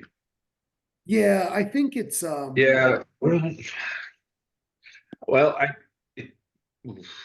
think you're right. The Bills have to lose for sure. And then I don't know who would have to lose between Jags, Colts, and Texans. Probably the Jags, I would guess, and one of the other teams. The Steelers don't. The Bills don't have to lose. The Steelers have to win. Yes, that's what I mean. Like, sorry. Well, they do. The Bills do have to lose because if they win, and Buffalo then, lost. Sorry, it is. I Yeah. thought it said or Buffalo lost. Well, no, because if you think All about right. it, they've got a game on them already, and so if they were to win that game, that means they still Yeah, stay yeah, a game yeah. ahead. So, But they could also Yeah. get in with a Jacksonville loss. right, because two of the 3 teams that are tied in front of them will have lost. Yeah, I mean Yes. and they're going to get a win probably, maybe not. Who knows? I mean, I don't think they're very good, but if we're pinching half of our Yeah, we're squad, not- like, Yeah, we're not I going mean, to be pressing hard. no, Yeah, I mean, we're just trying to I'm get sure away the with guys that having- are playing are going to want to win that game, but Sure. we'll see. But the Um, play calling won't be aggressive. It will be very conservative and slow. Yes, it will Right. be. It will be all about health.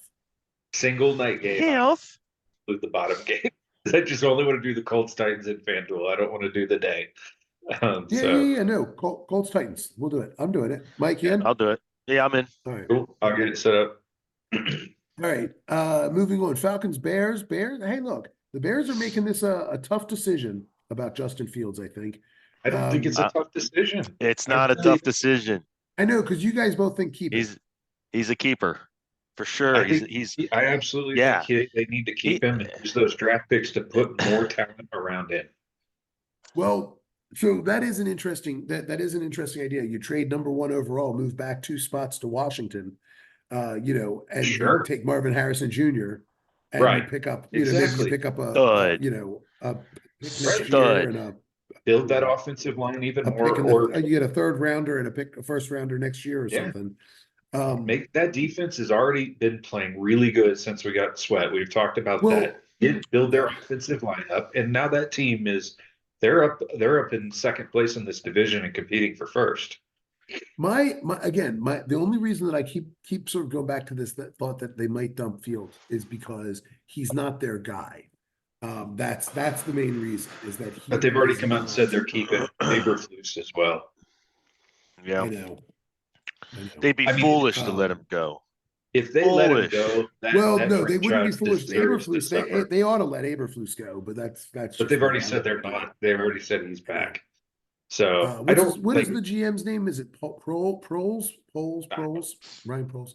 I think it's Kroll. he's a former player. Huh? Oh, really? It's Crawl, It's a the former Warrior player. King.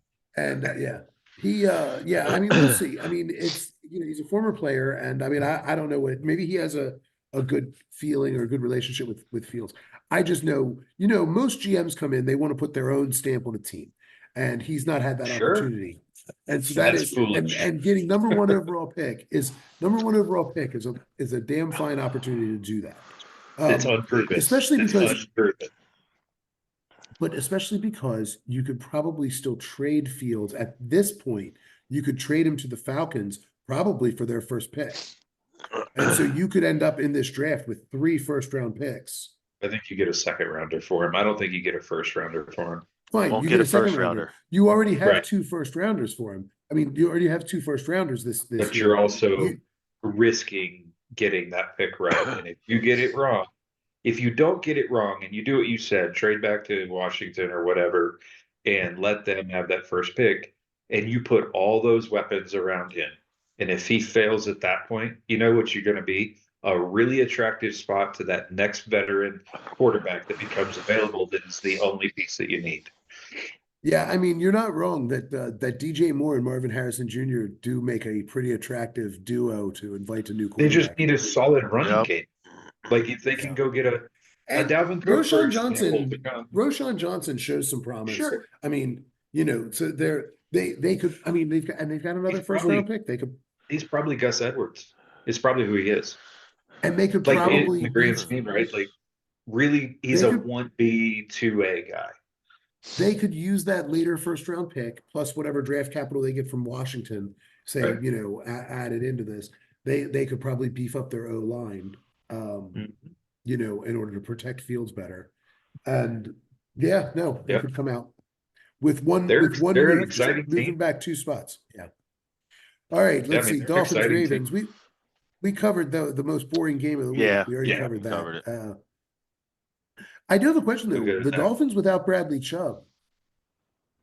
What Yeah, they're cooked. I I, think they're cooked because is Waddle out still too, or is he, I haven't seen if he's or out is he this week or back? not. This I'm is not classic sure. But Dolphins. I'll They're tell you, done. I didn't know how long it was. it will be yeah, I mean, I don't know, because it was kind of a late decision about whether he was going to play against the Ravens. So that generally, means he's probably might be available for the next one. Who knows? But it's Yeah, gonna be a pretty remarkable story if the Bills fire their O coordinator and then come back and win the division. it would be That wild. that Sunday night game is going to be the game of the week, man. Well, Or the maybe. Saturday night. Those two are both really tasty. Mm. Agreed. And hey, props to the Patriots for hanging in there. I think Yeah. you The learned a defense couple is things. good. I think you learned that Bailey Zappi probably isn't the answer, but that's okay. He made some. No, but he's better than Mac Jones, and that's the No, he's thing. better than Like Mac Jones, their but he made some defense, bad throws out there. And he and I did. think that what you learn is that the Patriots still need a quarterback. And Yeah, I mean, For sure. no doubt look, about it. No doubt about it. I think that they needed to learn that. I mean, they learned that Mac Jones wasn't the guy early in the season, but they needed to know if Bailey Zappi could be. So Agreed. in a season of dark clouds, and at least there is one silver lining, and that is now they know they need to go get a quarterback, and they're going to have an opportunity to get one. Honestly, though, I don't. If I'm them, they need to trade back and they need to sign a veteran because that team is devoid of talent. There is a lot of missing talent at a lot of levels. They need more picks. Agreed.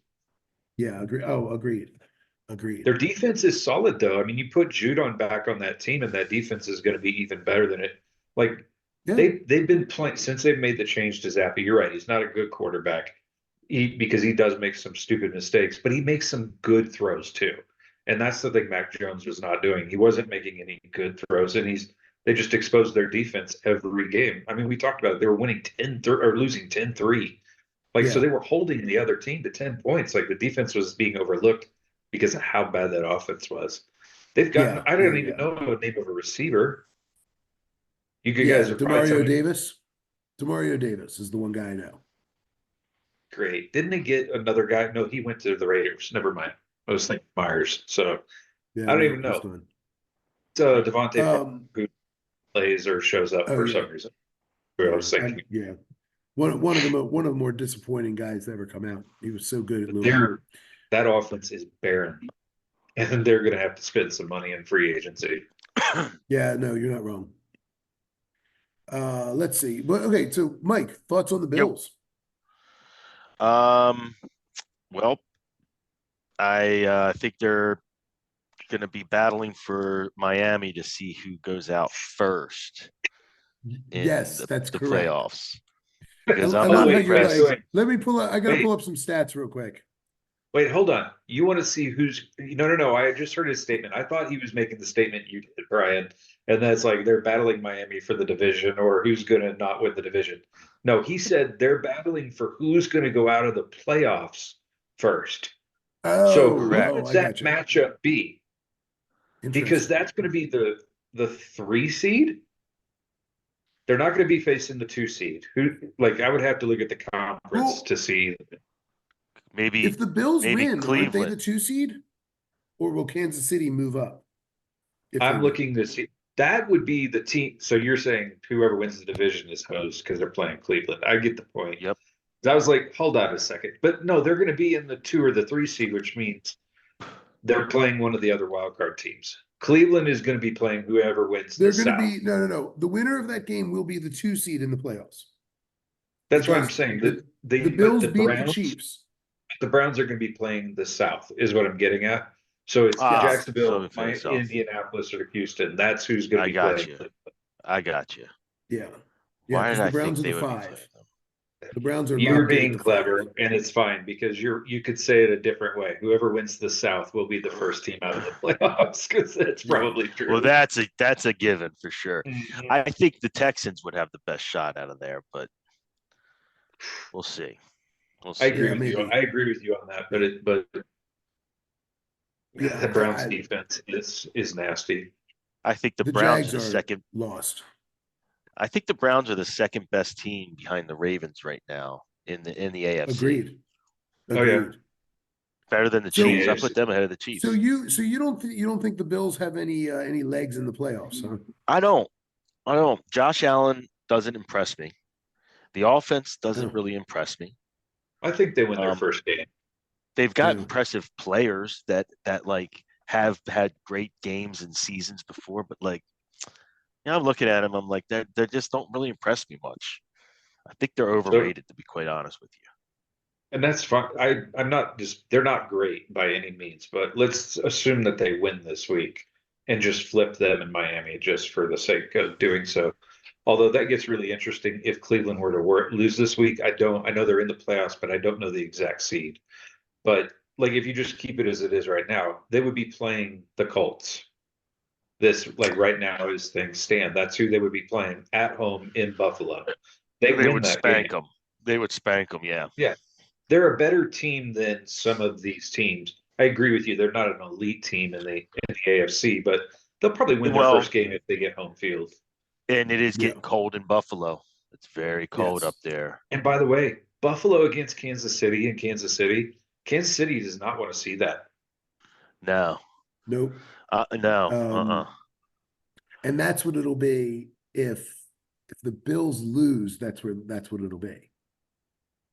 If the Right. Bills lose and make the playoffs, Uh-huh. I think they come in as the 6th seed. And then what And happens? Where do they? they would And then they they would play play Kansas Kansas City. They would play in Kansas City, where the Bills already beat them once. What Oh. happens? What happens if Kansas City loses this week and say Jacksonville wins? Does Kansas City now become the 4 seed and not the 3 seed? Because they would be tied in record at that point. I don't know who has. No, Oh, I I think they think beat the Kansas City Jacksonville. is locked in at the 3. I think Kansas City has Are they? clinched Okay. the 3. Okay.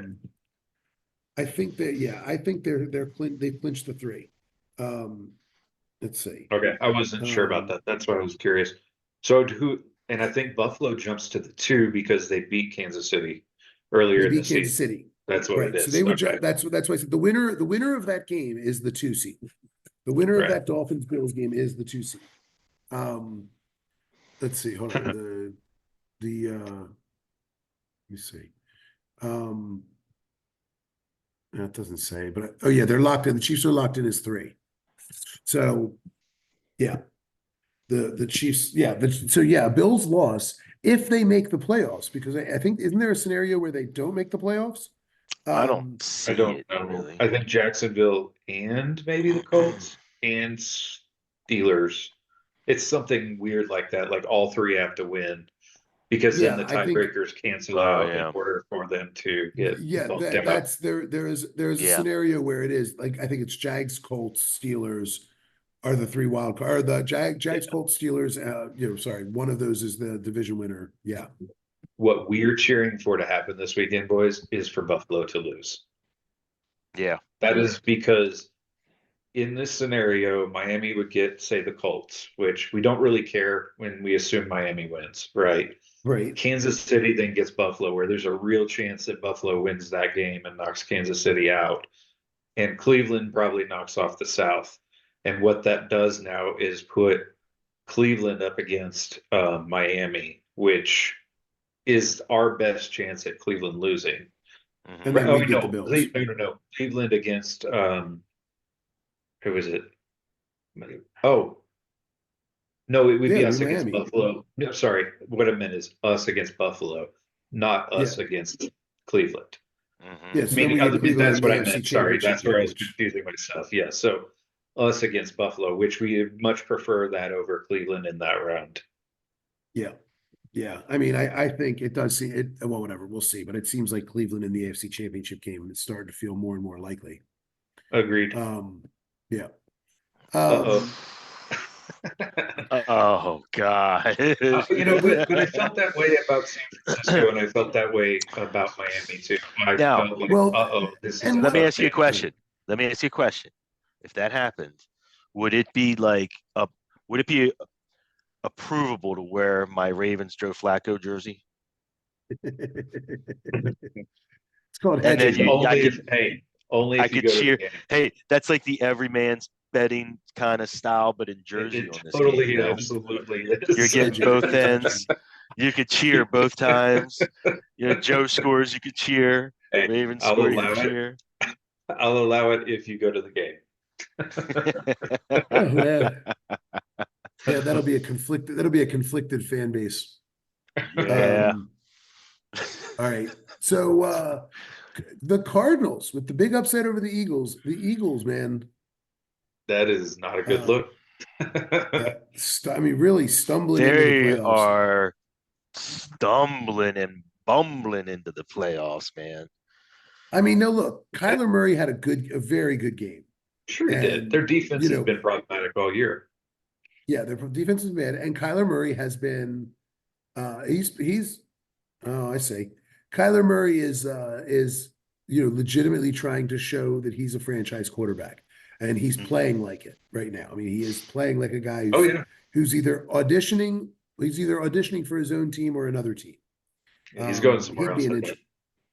He'd be an interesting fit in Atlanta as well. Yeah, agreed.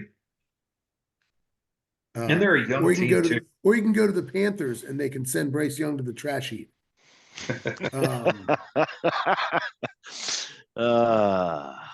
Anyway, Tell us what you yeah, Well, nothing else. I have nothing else to say really about that game. It's the Eagles continuing to be bad where they've been bad all year. Yeah.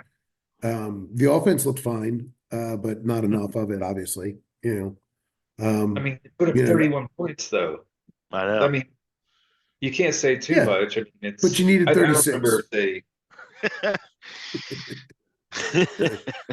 defense has to stop somebody. Agreed, but you needed 36, so it wasn't enough. But to lose like that at home, I think is the real surprise. Ooh, I'm also looking. Yes, I agree with that. I was just looking. There was one touchdown for the Eagles that was that was a defensive one. So take that down to 24, right? And it really is partly their defense. Their defense isn't shutting anybody down. That is part of the problem. But yeah, I mean their offense definitely sputtered too. Hey, look, and their defense in the past 2 years, they haven't just been good at shutting people down. They've been a high scoring defense. Right. And they did not have that this year. You know what I mean? Like, and that's something that you can't really count on. You know what I mean? You can't count on your defense putting up, 7 touchdowns over the season or whatever. But that's what they've had for like 2 years in a row. And I think that's really been the difference in a lot of games if you look at it. That high scoring defense. That's an interesting division now. Wow. Who are you going to take? Let's see. Oh, the Cowboys are going to win the division. Yeah, because the Cowboys go to Washington, and I think the Eagles go to New York. Yeah. So if they both win, who wins? They're both going to win. And if they both win, the Cowboys win. Yeah. Yeah. That's why that loss last week was such a huge loss for them. Yeah. Because it wasn't. Yeah, because they controlled their destiny. They just had to win out. They just had to win 2 games. And it's the Cardinals. They're freaking 3-12 team or whatever at the time. So, of course you should stump them. Now, this is definitely setting up, I see, 49ers, Cowboys it would be in Dallas though, right? No, No. No, it would be in San the Francisco. Niners are the 1 seed. The Yeah, Niners are they the won one the one seed. seed this week as well. Oh Yeah, yeah, you're right. You're right. You're right. You're right. yeah. So no, it would And be because I was it would just be thinking in about San that Francisco. Dallas is going to be hard to beat at home, but they suck on the road, man. And Si- it's Niner City, baby. And San Francisco, in that scenario, San Francisco just mops the floor with them. And we are getting a treat, boys. We are Yeah. going to get Jared Goff and Matthew Stafford against each other Yeah. in the playoffs It's for opposite teams. now I'm going to be I honest. got the I think the Rams. I Rams, got the Rams. I got the the way Rams the all Rams day. are playing right now, the way the They're Rams are playing playing great. right now, I'm betting on them to they go all the way. they might be the only team that I think is a bona fide threat to the Niners. I'm putting a Is the bet Except in Rams. on them. they just got stomped by the Niners I like know they did. two I weeks know. ago. But right now, but the way they're playing, I know, but the way they're playing right now All is right. the last couple of weeks has been crazy, and Stafford is getting more and more comfortable and Lay looks down, better and Otis. better. They're the only team that I think might be able to stop the Niners in the NFC. Um, I don't see anybody else doing it, and I don't think they're going to. I think the Niners win, but I think that's the one threat the Niners face is the Rams are the Niners Browns. The one threat that they Let might me face on the see way here. here. The only other team, and I know you'll laugh at this, but I do think the Lions, when they're at their best, can compete because their offense. I really love their OC. He calls a really aggressive game plan. The Niners' weak Yeah. spot is in the short to medium range passing game, and that's their best asset. So I do think they're And going to be able Amon to put Ra up lives points. lives there. I just think that I We'll still see. think the Niners win, but I do think that is the team that is the best matchup for them. Yeah, I just that's a game where I see where Ayuk and Debo Samuel have 400 combined yards receiving because the Lions pass defense can't stop anybody. And by the way, the second week of that playoffs, we're going to get to see a recap of the game we just watched where the refs screwed the Lions in Dallas. Yeah, Yeah. yeah, yeah. But it won't be Jimmy night, so let's see what happens. Oh, Jimmy night. That's I mean, all there's right. some good matchups in the playoffs that are shaping up, though, that are going to be Yeah, kind of agreed. Agreed. fun stories around. Yeah, agreed. All right. Let's move on. Panthers, Jags. No, don't care. Just, I don't want to hear you talk Well, about Bryce Young for another 20 I'm minutes. not gonna, God. I'm not gonna mention his name. I love David Tepper being a petulant child and throwing a drink at a fan. That's pretty great. The richest Not owner in the sure it NFL. warranted $300,000, but hey, that's fine. But you know what? But $300,000 to David Tepper. I saw somebody do the calculation. They were like, if you made $70,000 a year, that is the equivalent of a $1.05 fine, based on what he's worth. So that is a slap on the wrist if ever there was one. I mean, it's handed over a dollar. Well, and it makes the That's funny. NFL look like they're tough. Yeah, I mean, and David You guys Tepper are is the too. richest, the number one wealthiest and team owner. Right. So Is he yeah, really? I mean, this is Yeah. he is, and Wow. he is as worthless as his bank account is full. That's the only He, reason they're in the Jim Harbaugh conversation is because they just think he'll throw a ludicrous amount of money at him to lure him there. Yep, and he will. He's the reason that they have Bryce Young and not C.J. Stroud is David Tepper. And if He Michigan is wins next week, I think he comes out. I think he comes to the uh, NFL. I wonder if no he loses. question he comes out. Yeah, if he Yeah. loses, maybe not. But if he wins, why would he stay?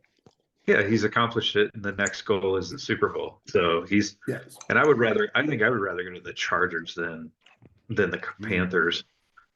I mean, you think about the teams that are going to be looking for coaches, even the Raiders to some extent. Like, there's some pieces in two of those teams. I think the Raiders stick with Antonio Pierce. They really should. He's done a great job. I mean, Hey, by the way, here's the twist that I could see coming, though. Eberflus, just kidding, you're out. And Yeah. now we want to bring Harbaugh back to coach the Bears. for him to take the Bears to the Super Bowl and win, like that's the storybook ending to his career. Yeah, it is. It really is. No, you're not wrong. Because I don't I remember think him it's as much as a Colt as I do a Bear. Like I remember it, but he was more of a Bear to me you, than he ever you was don't a remember Colt. him as a Raven? I met him as a Raven. I met him No, at Parrot Island as a Raven. really. Yeah, I he was didn't down there with the remember. players. Huh. Mm-hmm. Yeah, I'll never No, he was forget a it. Raven. He was Good standing old there with Harbaugh. Saragusa, That's Harbaugh the funny. I Raven. believe.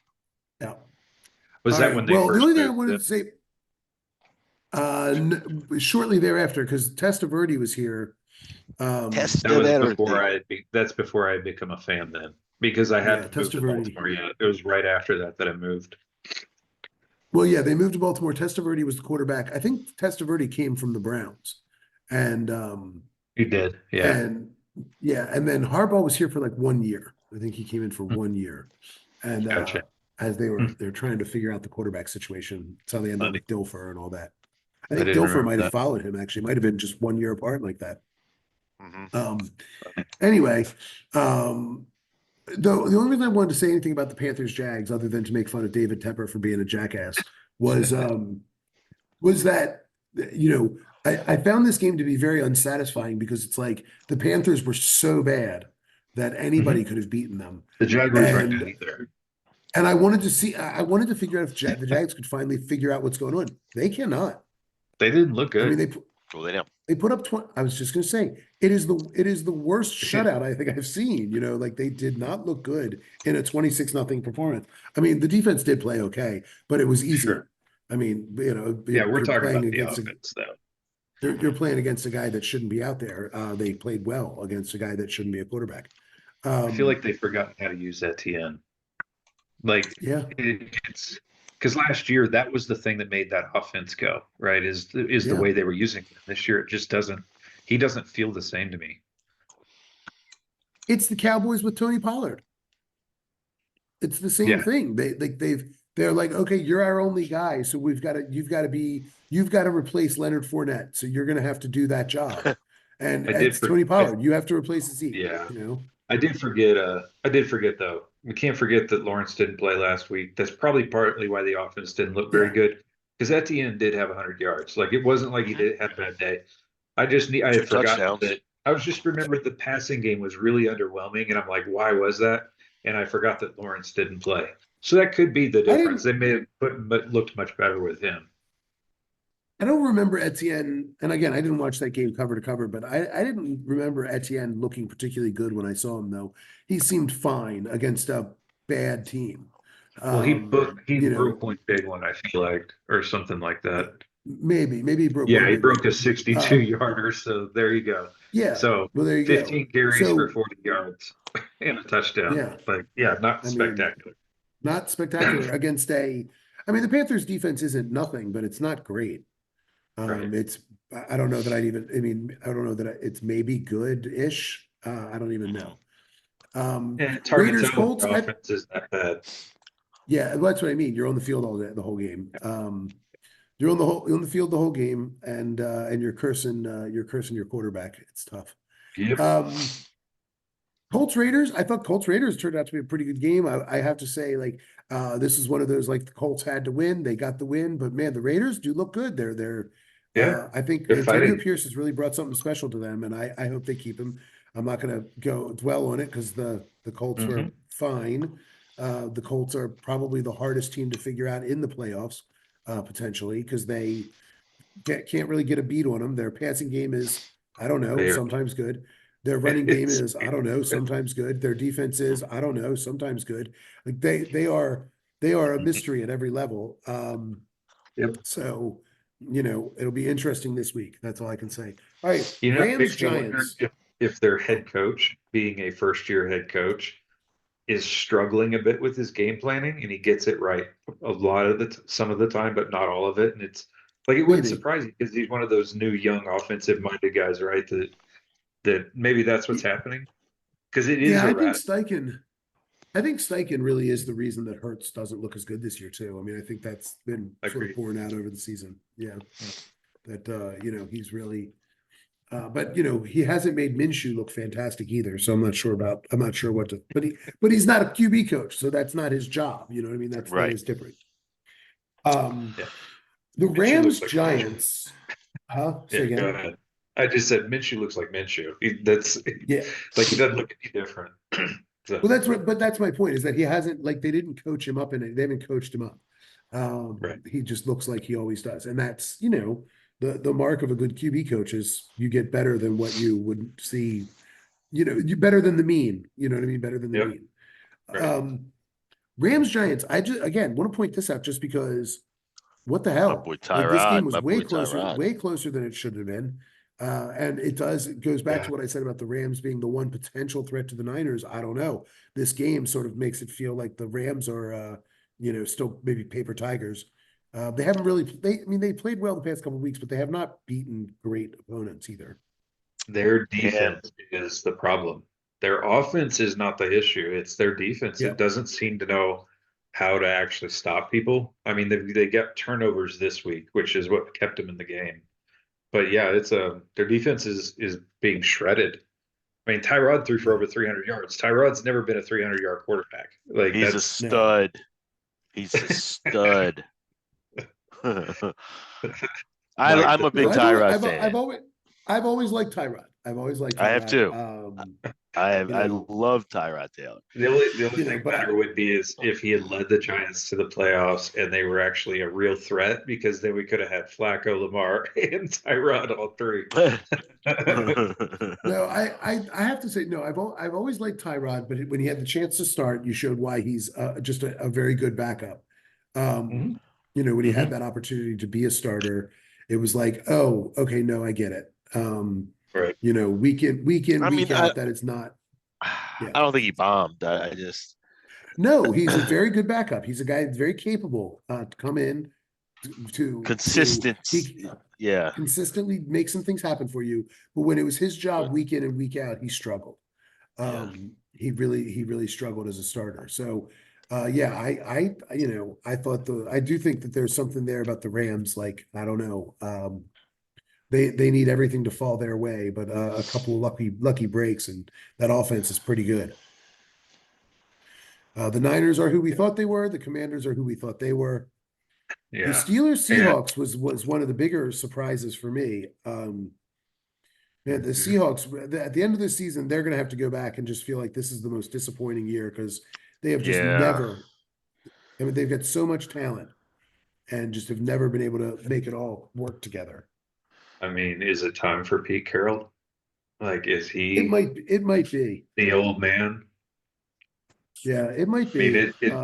they have so much talent, and that offense just does not feel as dynamic as it should. Yeah, agreed. I mean, I was really surprised the Steelers were able to pull that one off. I mean, and Mason Rudolph, I mean, for all the shit that I gave him, where credit's due, he has looked decent in 2 weeks, and given the Steelers a spark. I still think he sucks, but right now I'm not the a evidence. fan. It's because they don't have game film on him because nobody keeps game film from 3 years ago. Yeah, well, that might be it. No. That's a fair point. I mean, I still think he sucks, but right now, like he looks good. And he looks fine. He looks good enough to win with a pretty good defense. But I still think that the Steelers defense is maybe not that good. I think it's surviving on reputation more than anything. It's got some exciting pieces. And they've got genuine weapons on offense. I mean, Jalen Warren and Najee Harris are good running backs, and Pickens and Thompson are good wide receivers. I like George. Freiermuth is no slouch. I mean, he's Freiermuth is a Heath Miller type. Tight end, but like he has his big games occasionally. Yeah, but I mean, he's a load. I mean, he's a guy that you can get 7 yards, and then 3 guys have to drag him down, so he gets 12. You know what I mean? Like that's there's always going to be a role for that guy in the NFL. Sure. They don't all have to be Kelsey and Andrews. So yeah, I mean, I think the Steelers. I mean, I hate for the Steelers to get into the playoffs because I think they would represent the worst, like the least interesting team to make it. And it feels like a lost spot if you put them in there. But congratulations, Mike Tomlin, for going yet again without a losing season. Yep, That guy's he's a good awesome. coach. Good guy. Good I coach. like him. I like him a lot. He might step out on the field and try and trip a guy if he's trying to return a kick or return an interception. But Hey, other if you're than not that, he's a good cheating, you're coach. not trying.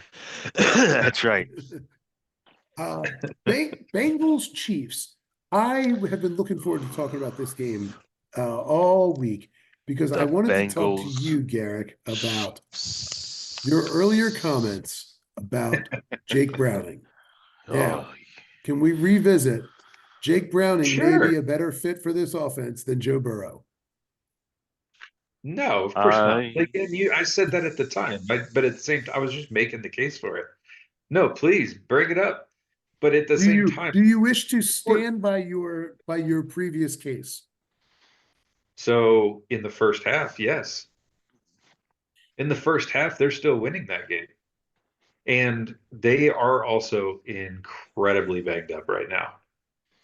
When they had all the pieces in the first couple of games when I made that comment, that offense was Okay. humming. And it could be a similar comment I just made about Rudolph in that it is, game film is now more prevalent. And so they're Yeah. getting the game film, and that's possible. But I'm saying in those two games, maybe the better way to put it is that style of quarterbacking fit that offense better. Maybe not the player and more the style is kind of what I was commenting on. Mike, would you like to chime in?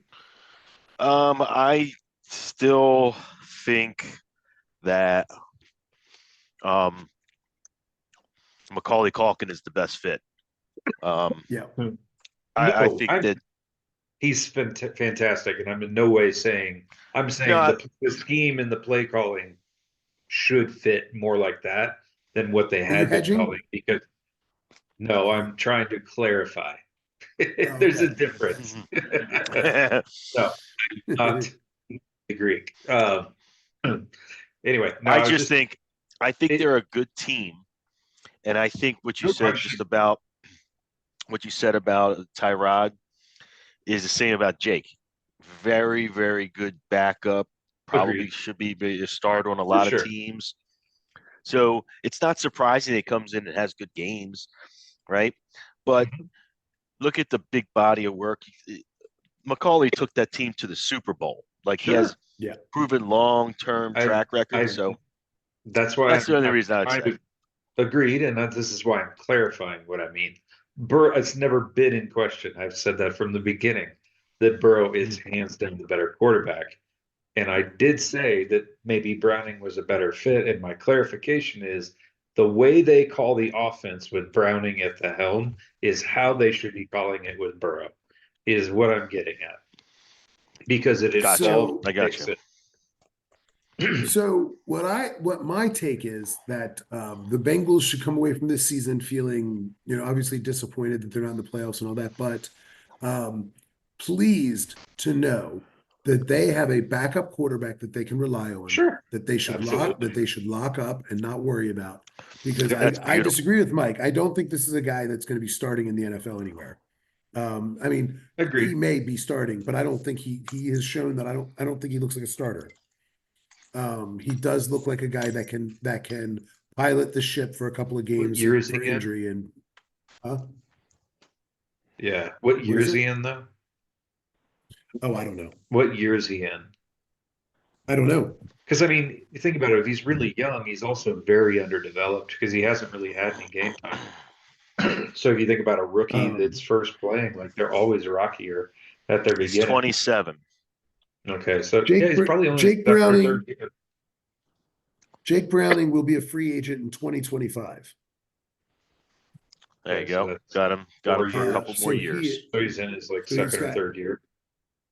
Yeah, he came from he was with the Vikings for 3 years and then came over to the Bengals for a couple years. So Okay. Was he so he Yeah. developed under Cousins? yes. That means he's a superstar in the making, baby.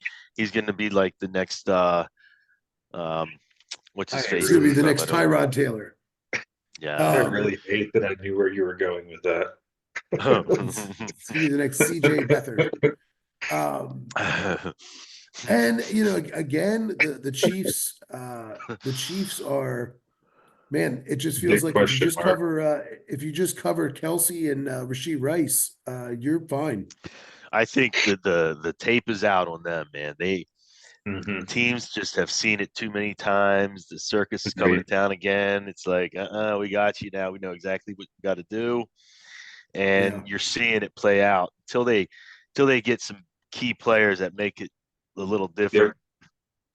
It ain't gonna change. It ain't gonna get any better for them. Yeah, I It agree. reminds me of the post Super Bowl Philadelphia Eagles with Donovan McNabb when Andy Reid was there, and like after the Super Bowl run when they lost in the Super Bowl, the Eagles were always good but could never get over the hump again because it seemed like when it mattered most, people had figured it out. And I mean, it feels a little bit the same way. Like, Reid got his two, and now there does seem to be a little flat. Now, obviously an infusion of talent might change things. But like I thought this week in particular, all the talk about how great the Chiefs defense is and all that stuff, I think that some of that's been overblown. I've kind of thought that and have kept my mouth shut, that I thought the defense was good, but everyone sort of acts as if it's great. And Sure. I think that this week against a depleted Bengals team, a banged Mhm. up team, Jamar was back, but he was not, he's not 100%. Um, that that defense looked, again, better than average, sure, but not an elite defense by any means.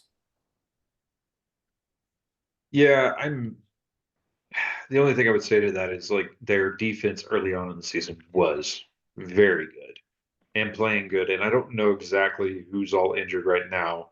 I know Chris Jones is hurt, and that dude Yeah. is Well, he's a that's needle everything. he's a Yeah. needle mover for them on defense, and without him, they're not the same. So I mean, I do think these latter few games where their defense hasn't looked as good, that's part of it, is they are a little banged up. But on offense, Well, like it's the tapes out on them. Like everybody sure. knows they don't have weapons on the field, and so you just got to double. I mean, honestly, just play right up. He's going to get his catches, but he's not going to break you. Kelsey's who will break you, and so just Yeah. double it. Fine. Yeah. He'll break you.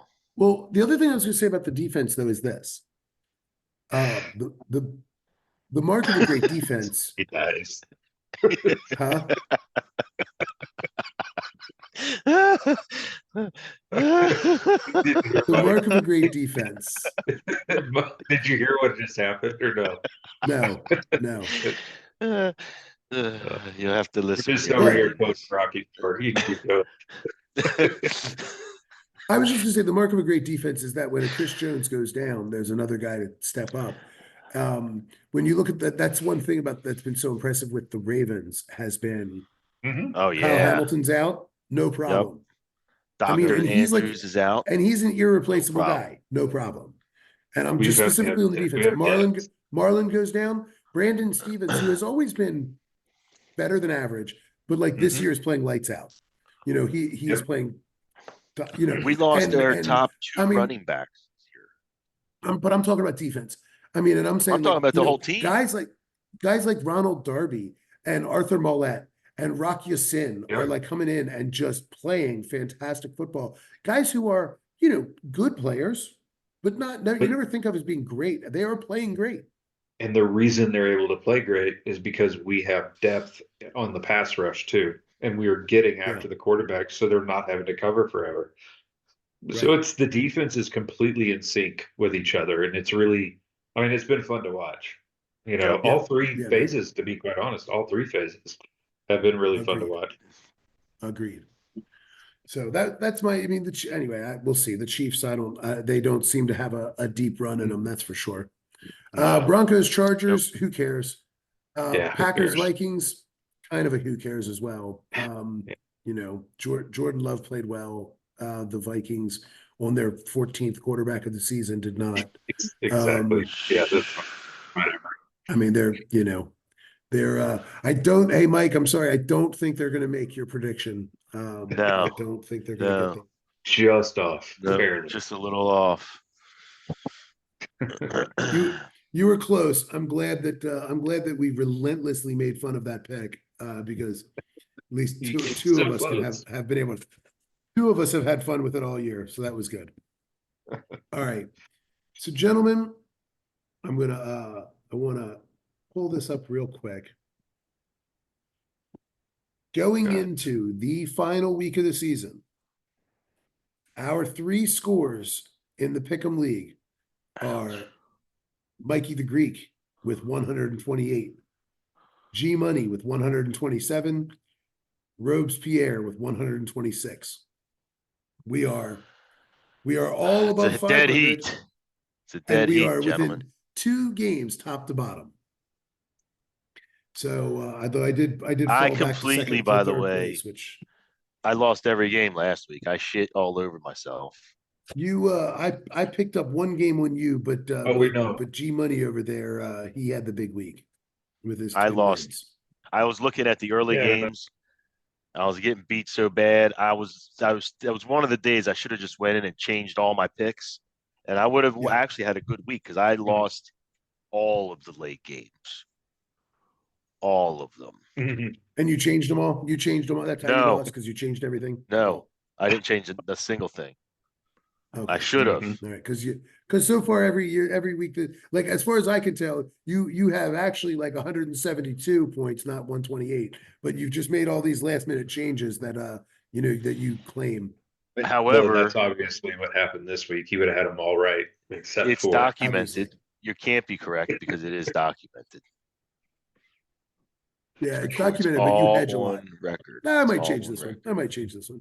Get All out right, of so here! I let's didn't say that. so let's look at the games this week. I hope one of you guys has the lines up. It looks like Yahoo has the lines up, but Yeah, we'll they're see if good. they're accurate.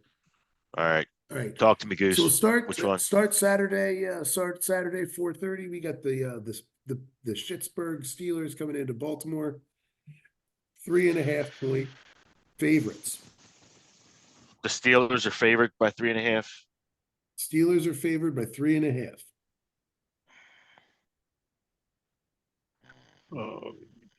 This is a freaking one of these weird games.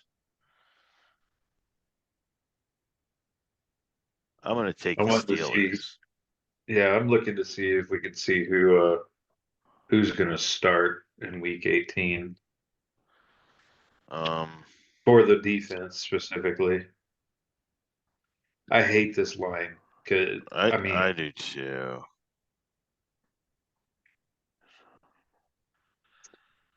I'm going to take the Ravens. I'm going to say we cover 3 points. We do it. We might lose, but we might lose by a field goal. I'm going to take the Ravens. I think the Ravens. I think they're going to have this game well schemed, well game planned for Tyrod. I think they want Tyrod to get some actual work throwing the ball just in case to really get into a rhythm. Who? Not Who? Tyrod. Tyler. Oh, Tyler. wow. What the hell are you talking about? Sorry, Tyler. Another Ty name. No, I think Tyler. They want Tyler to throw the ball around. I think they want him to get loose and get comfortable throwing the ball and connecting with these receivers just in case they need him. And so I think they're going to use him more aggressively than this is a game where the scheming should call for every time you get the ball, just run it. Right, kill the clock as much as possible. I don't think they're going to do that. I think they're going to come out aggressively and try to win this game. I think that's a matter of pride to go into the playoffs on a win, and I think they really want to get Tyrod some work. So Tyler some work. So we'll see. That could backfire. I mean, he could, but I think they want him to. I think they're going to throw the ball a lot more than expected this week. Are you Okay. saying all black people look like Brian? No, I'm saying All I'm right. having a hard time remembering Tyler and Tyrod. All right, you made your point. Now, Baltimore. Baltimore. All right, Houston at Indianapolis as a 1-point favorite on the road. Oof, it's a tough one. Yeah, it's a tough one. Houston. I like the Texans. I need to have a more aggressive strategy with you guys, but I'm also I like the Texans, so I got to make up 2 games. So I got to figure out where I'm going to make it up here. All right, Cleveland at Cincinnati. And This is an Cincinnati is a interesting one. 6-point favorite. Cincinnati, 6-point favorite. Is Mhm. everyone playing? No, No one's playing for Cleveland. They have nothing to play for. Cleveland's already Okay. locked in for the best position they can be in. And what about Cincinnati? Yeah, They're probably. just playing for pride. Yeah. I'm Cincinnati this time.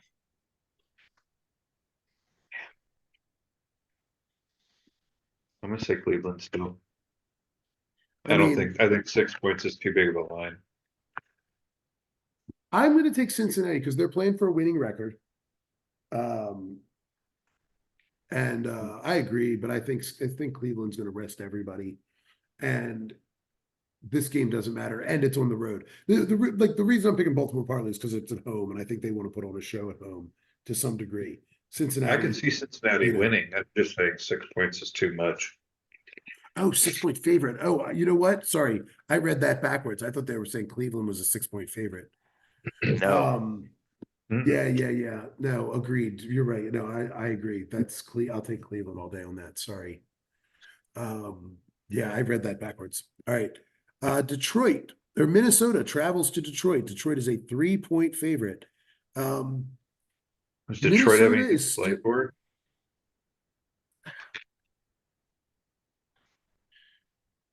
I they don't know could if they've rested. conceivably still be playing. They're playing for the number 2 seed.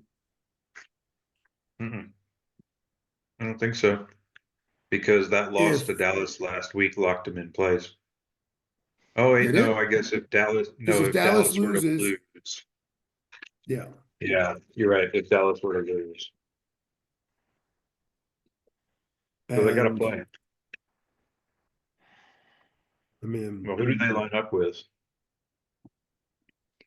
huh? right now? If it were, they'd be playing Philadelphia. It's either Yeah. Philadelphia or the Rams. Meaning, could they throw the game?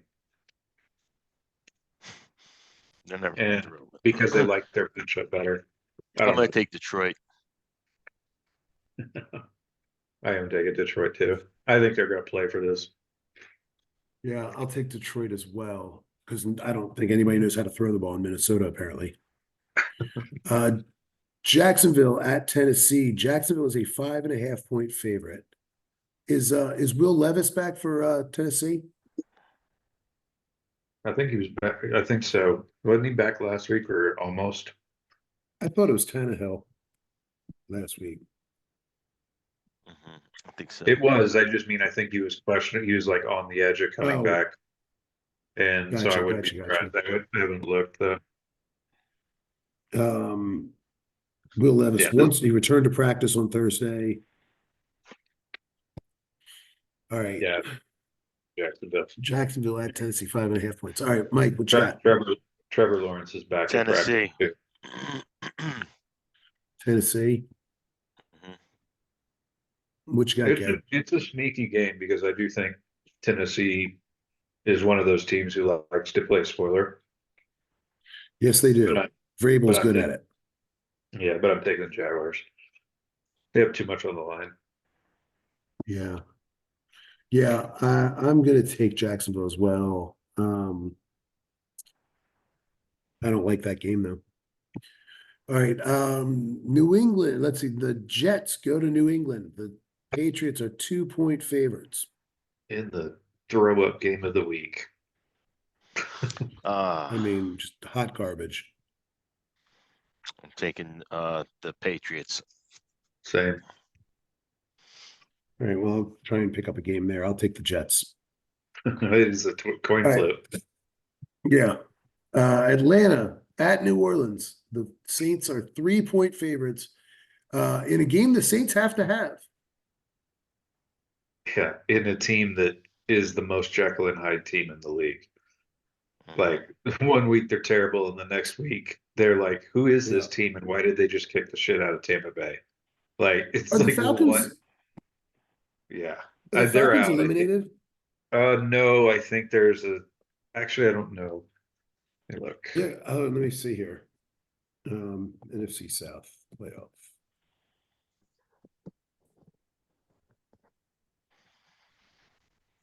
Let's see. Because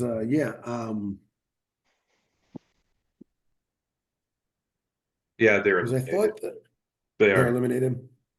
Yeah. Yeah. So they don't really have anything to play for other than pride. And for New Yeah. Orleans, this game matters. I think New Orleans wins by 3. What is the playoff scenario there for is it I, if New Orleans wins they're in, right? I don't know Tampa for sure. Bay, Yes, because because they New win the Orleans division. just beat Tampa Bay. Yeah, they win the division. Tampa Bay, Wait, even with a win, no. doesn't. Well, they're tied for record, and right now Tampa's in first. So if Really? they need Tampa to lose, and they're in because they would win the division, I think, because they're tied right now. All right, hold on. Tampa Bay They- clinches with a win. Yeah, yes, they and the clinched the Falcons. division So with a no, win. the Falcons. Falcons can win the South with a win and a Tampa loss And the New Orleans. because they're playing the Saints. So a Oh, Falcons okay. win is a New I Orleans forgot loss. that. You're right. I wasn't looking. So yeah, Um, they got a reason to play, but I don't care. It's still New Orleans.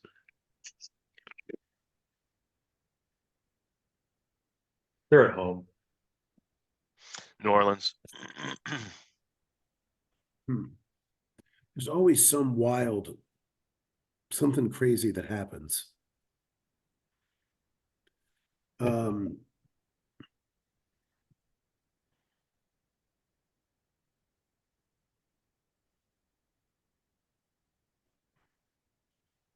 I don't see where it happens. I'll take the Saints too.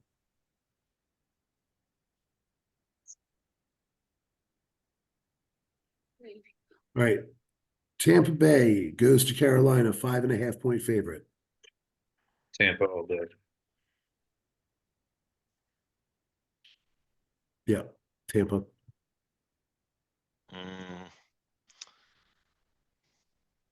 Tampa. Chicago at Green Bay. Green Bay is a 3.5-point favorite. That is the wrong line. Take it Chicago. I think I they am go to too. Green Bay and win. Chicago. Yeah, I'm gonna. Man, There's a reason why we're all picking the same. It's because we're watching the same games. yeah. So I'm gonna take Chicago too. Yeah, Green Bay's in that win and they're in situation. Just gives me pause. Mhm. And who better to beat them and knock them out? Yeah, but the Bear in Green Bay, the Bears just always choke. Denver at Las Vegas. Vegas is a 2.5-point favorite. Gross. I'm This going is to take another Denver. gross game. I'm taking Denver in this one. Man. I'm going to go Vegas. I think Yeah. these players are playing for Pierce. They want him to Yep. get the job. Yep. I got the Raiders against the Wilsonless. Yeah, they've had a lot of Yeah. distraction this week. Yep. All right. Let's see. Philadelphia at the Giants, 5.5-point favorite. Wow. You would think this is an easy pick. I'm It should taking be, the Giants. but But I mean, if you think about it it, the isn't. Eagles and the Rams are the same team. Yeah. Mm-hmm. The Giants. defense that can't slow people down. I'm going to take the Eagles, but man, I don't like that line. I am going to take the New York Football Giants. Seattle at Arizona, 3-point favorite. I'll take Arizona. Is Seattle eliminated? No. Seattle wow, the Vikings could still make the playoffs. Vikings need a win, a Green Bay loss, a Seattle loss, and a Tampa Bay loss. Or a Green Bay loss, Seattle loss, and a New Orleans loss. What does That's Seattle need? I astonishing. don't care about Minnesota. Seattle needs a Eh, win and a Green Bay loss or tie, or a Vikings make the win playoffs. Oh, or no, or a tie plus a Green Bay loss plus a Tampa Bay loss, or New Orleans. I mean, either one of those two. They basically need a win plus a Green Bay loss. I'm gonna go Seattle. I think they want to get in the playoffs. I think so too. Um, yeah, I'm taking Seattle. I could Yeah. see there very easily. That might be your Kansas sneak City. you were talking about. Yeah, trying to sneak one. Hmm. I know, but I'm not. I don't Well, like. But I like Seattle. no, it's Kansas fine City because at. he chose Arizona anyway, so I know. it's like you're I stuck know. in either one. No, I'm trying to keep track of like where I'm going to diverge from you versus diverge from him, and hope it all works out. All right, Kansas City at the Chargers. 3-point favorites. The Chargers 3-point favorites. I wonder if Kansas City locked into their spot, like Yeah, the they're three locked in. seed. Yeah, they're in the 3, so they're going to rest everyone. Chargers. Gross. Like, yeah, I'm just gonna go Chargers, I guess. That's just gross. That Justin game, Herbert's done for the year, right? I think so. But Easton Slick Yeah. has actually been doing decent.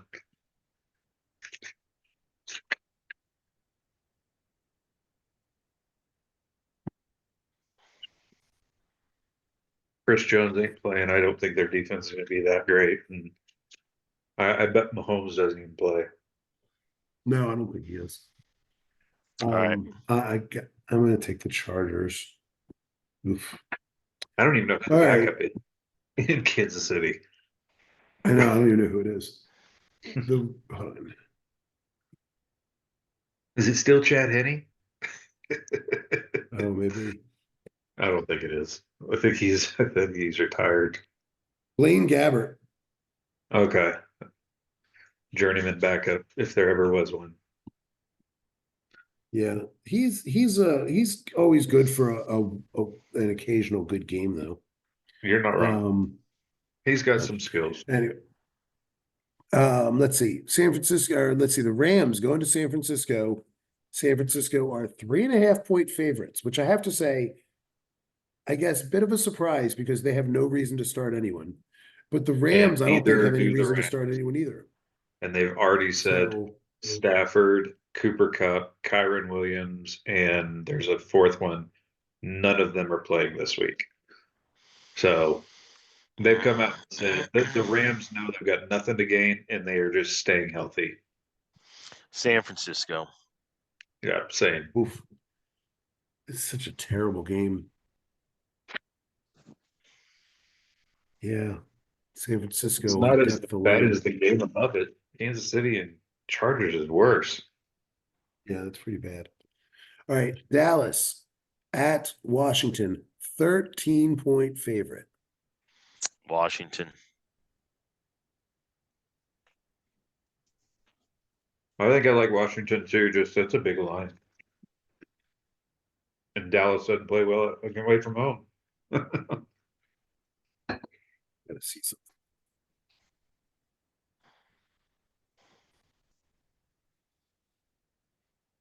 Huh. Um,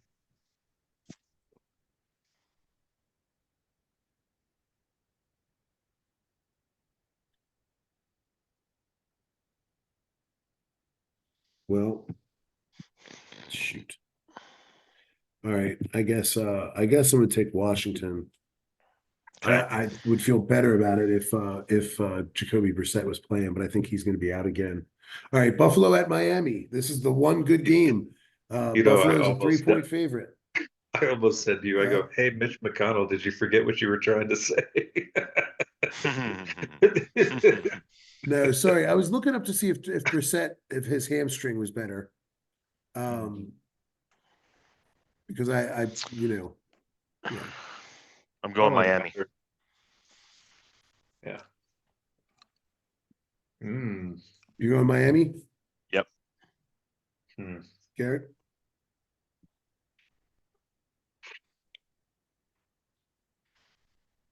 I'm going Buffalo.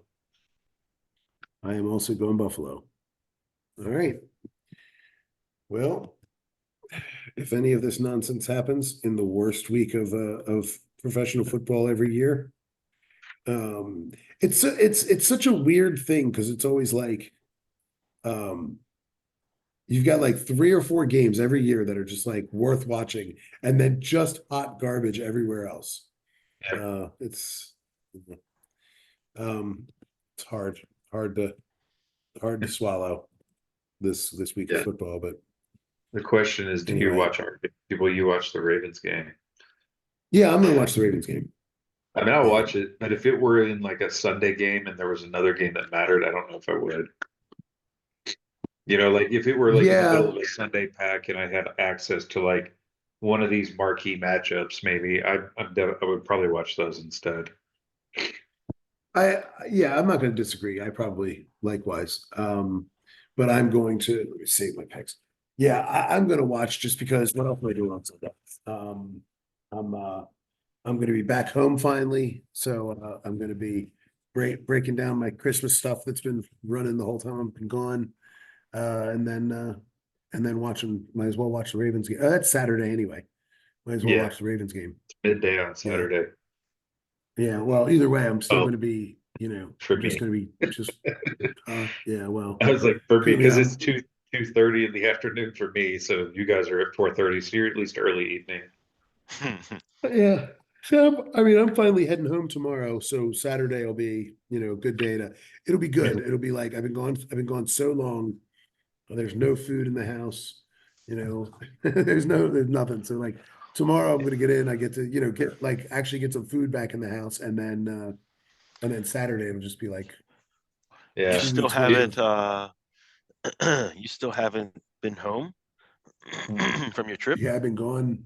Nope. Yeah, I'm in well, Georgia right now and I'm leaving tomorrow. Oh, you have a Christmas man on the present. lamb. Yeah, you have a Yeah, man on Christmas the present lamb. on I your got it. doorstep, so Oh, I'm so As a excited. man. I've still got some more Christmas. Still got some more Christmas. I love it. Got some more Christmas. so All right. next week, Mike and I need to wear our Christmas present so that you can wear yours. Yeah, I'll wear my All right. jersey. Hey, So yeah, no, go ahead. but Go ahead, so Hanson. one really like off topic note, I just want to point out my daughter got she wanted a ventriloquist doll for Christmas. Oh, And nice. I'm my good at that. sister-in-law got I'm her really this. good at that. So I mean, considering she's 8, she's pretty good. Hold on. You can't step over that. Mike, we know. We see you do it off screen all the time. You couldn't just go past that. I had to get that in there. I I can just really wanted to, do legitimate ventriloquism. I'm Yep, not we joking, know. man. I'm good. I'm good. We never see your lips she moving. Exactly right. she But my she doll be broke talking. out she just practicing with it or whatever. She broke out like her first bit, and I have to say, pretty good. Do you guys know who Darcy Lynn is? No. Don't think I do. She's like she's a little girl who won America's Got Talent a couple of years ago as a ventriloquist. She's like a young, I mean, she's Ah, probably 12 now. She's like a little kid, and she won mhm. the whole thing as a ventriloquist. So Ella, of course, knows her because, like she's on YouTube and stuff, whatever. So Mhm. so Ella is like sitting there with her thing is like a mouse, and she does this voice like this, which is too much. But she's like, she says she's got this like she's like got herself a bit. She's like a little, joke. And she's like, well, I wanted to start ventriloquism. And I was so excited I got a ventriloquist doll. And I hope that the two of us could be like, she said, I hope maybe we could be like Sherry Lewis and Lamb Chop. Like she knows Lamb Chop and Sherry and Lamb Chop. She says, thought we could be like Sherry Lewis and Lamb Chop. They're sweet, like Sherry Lewis and Lamb Chop. And then she does the doll and she goes, that lamb chop is really rambunctious, which is a pretty good pun for a sheep. It's good. And then she says, well, she says, maybe we could be adorable like Darcy Lynn and Petunia, I think is and she says, she has the doll go, yeah, the problem is Darcy Lynn is adorable. And then like does this like mouth open, like is laughing. And then she does that. I have to say, like, I mean, again, I don't have the doll and I'm not my daughter. For having this doll on her hand for like 30 seconds and then like coming up with like a 2-joke bit, I was very, very impressed. I'm like very, very impressed. She's got the doll already making fun of her, and like I was pretty impressed. I'm like, so I might subject you guys to ventriloquism by the Super Bowl. Well, Got it. I'm gonna come on with a doll next time we get on, and he's gonna have his own bit. I don't want to see your. We now I don't have want to see your doll. We have a replacement for Garrick when he's not here. He's gonna be, There you another go. screen. I'll be doing both voices though. All right, sounds good. Will you be smoking for nice. two? Just having something on screen would be nice. I'll leave you with Uh, the ceiling fan. all right, gentlemen. Been a pleasure. Thanks for watching USVN. The 3 viewers that we apparently picked up last week. Cal, three Come back. viewers. Come back and see us again. Ciao. All right. Ciao.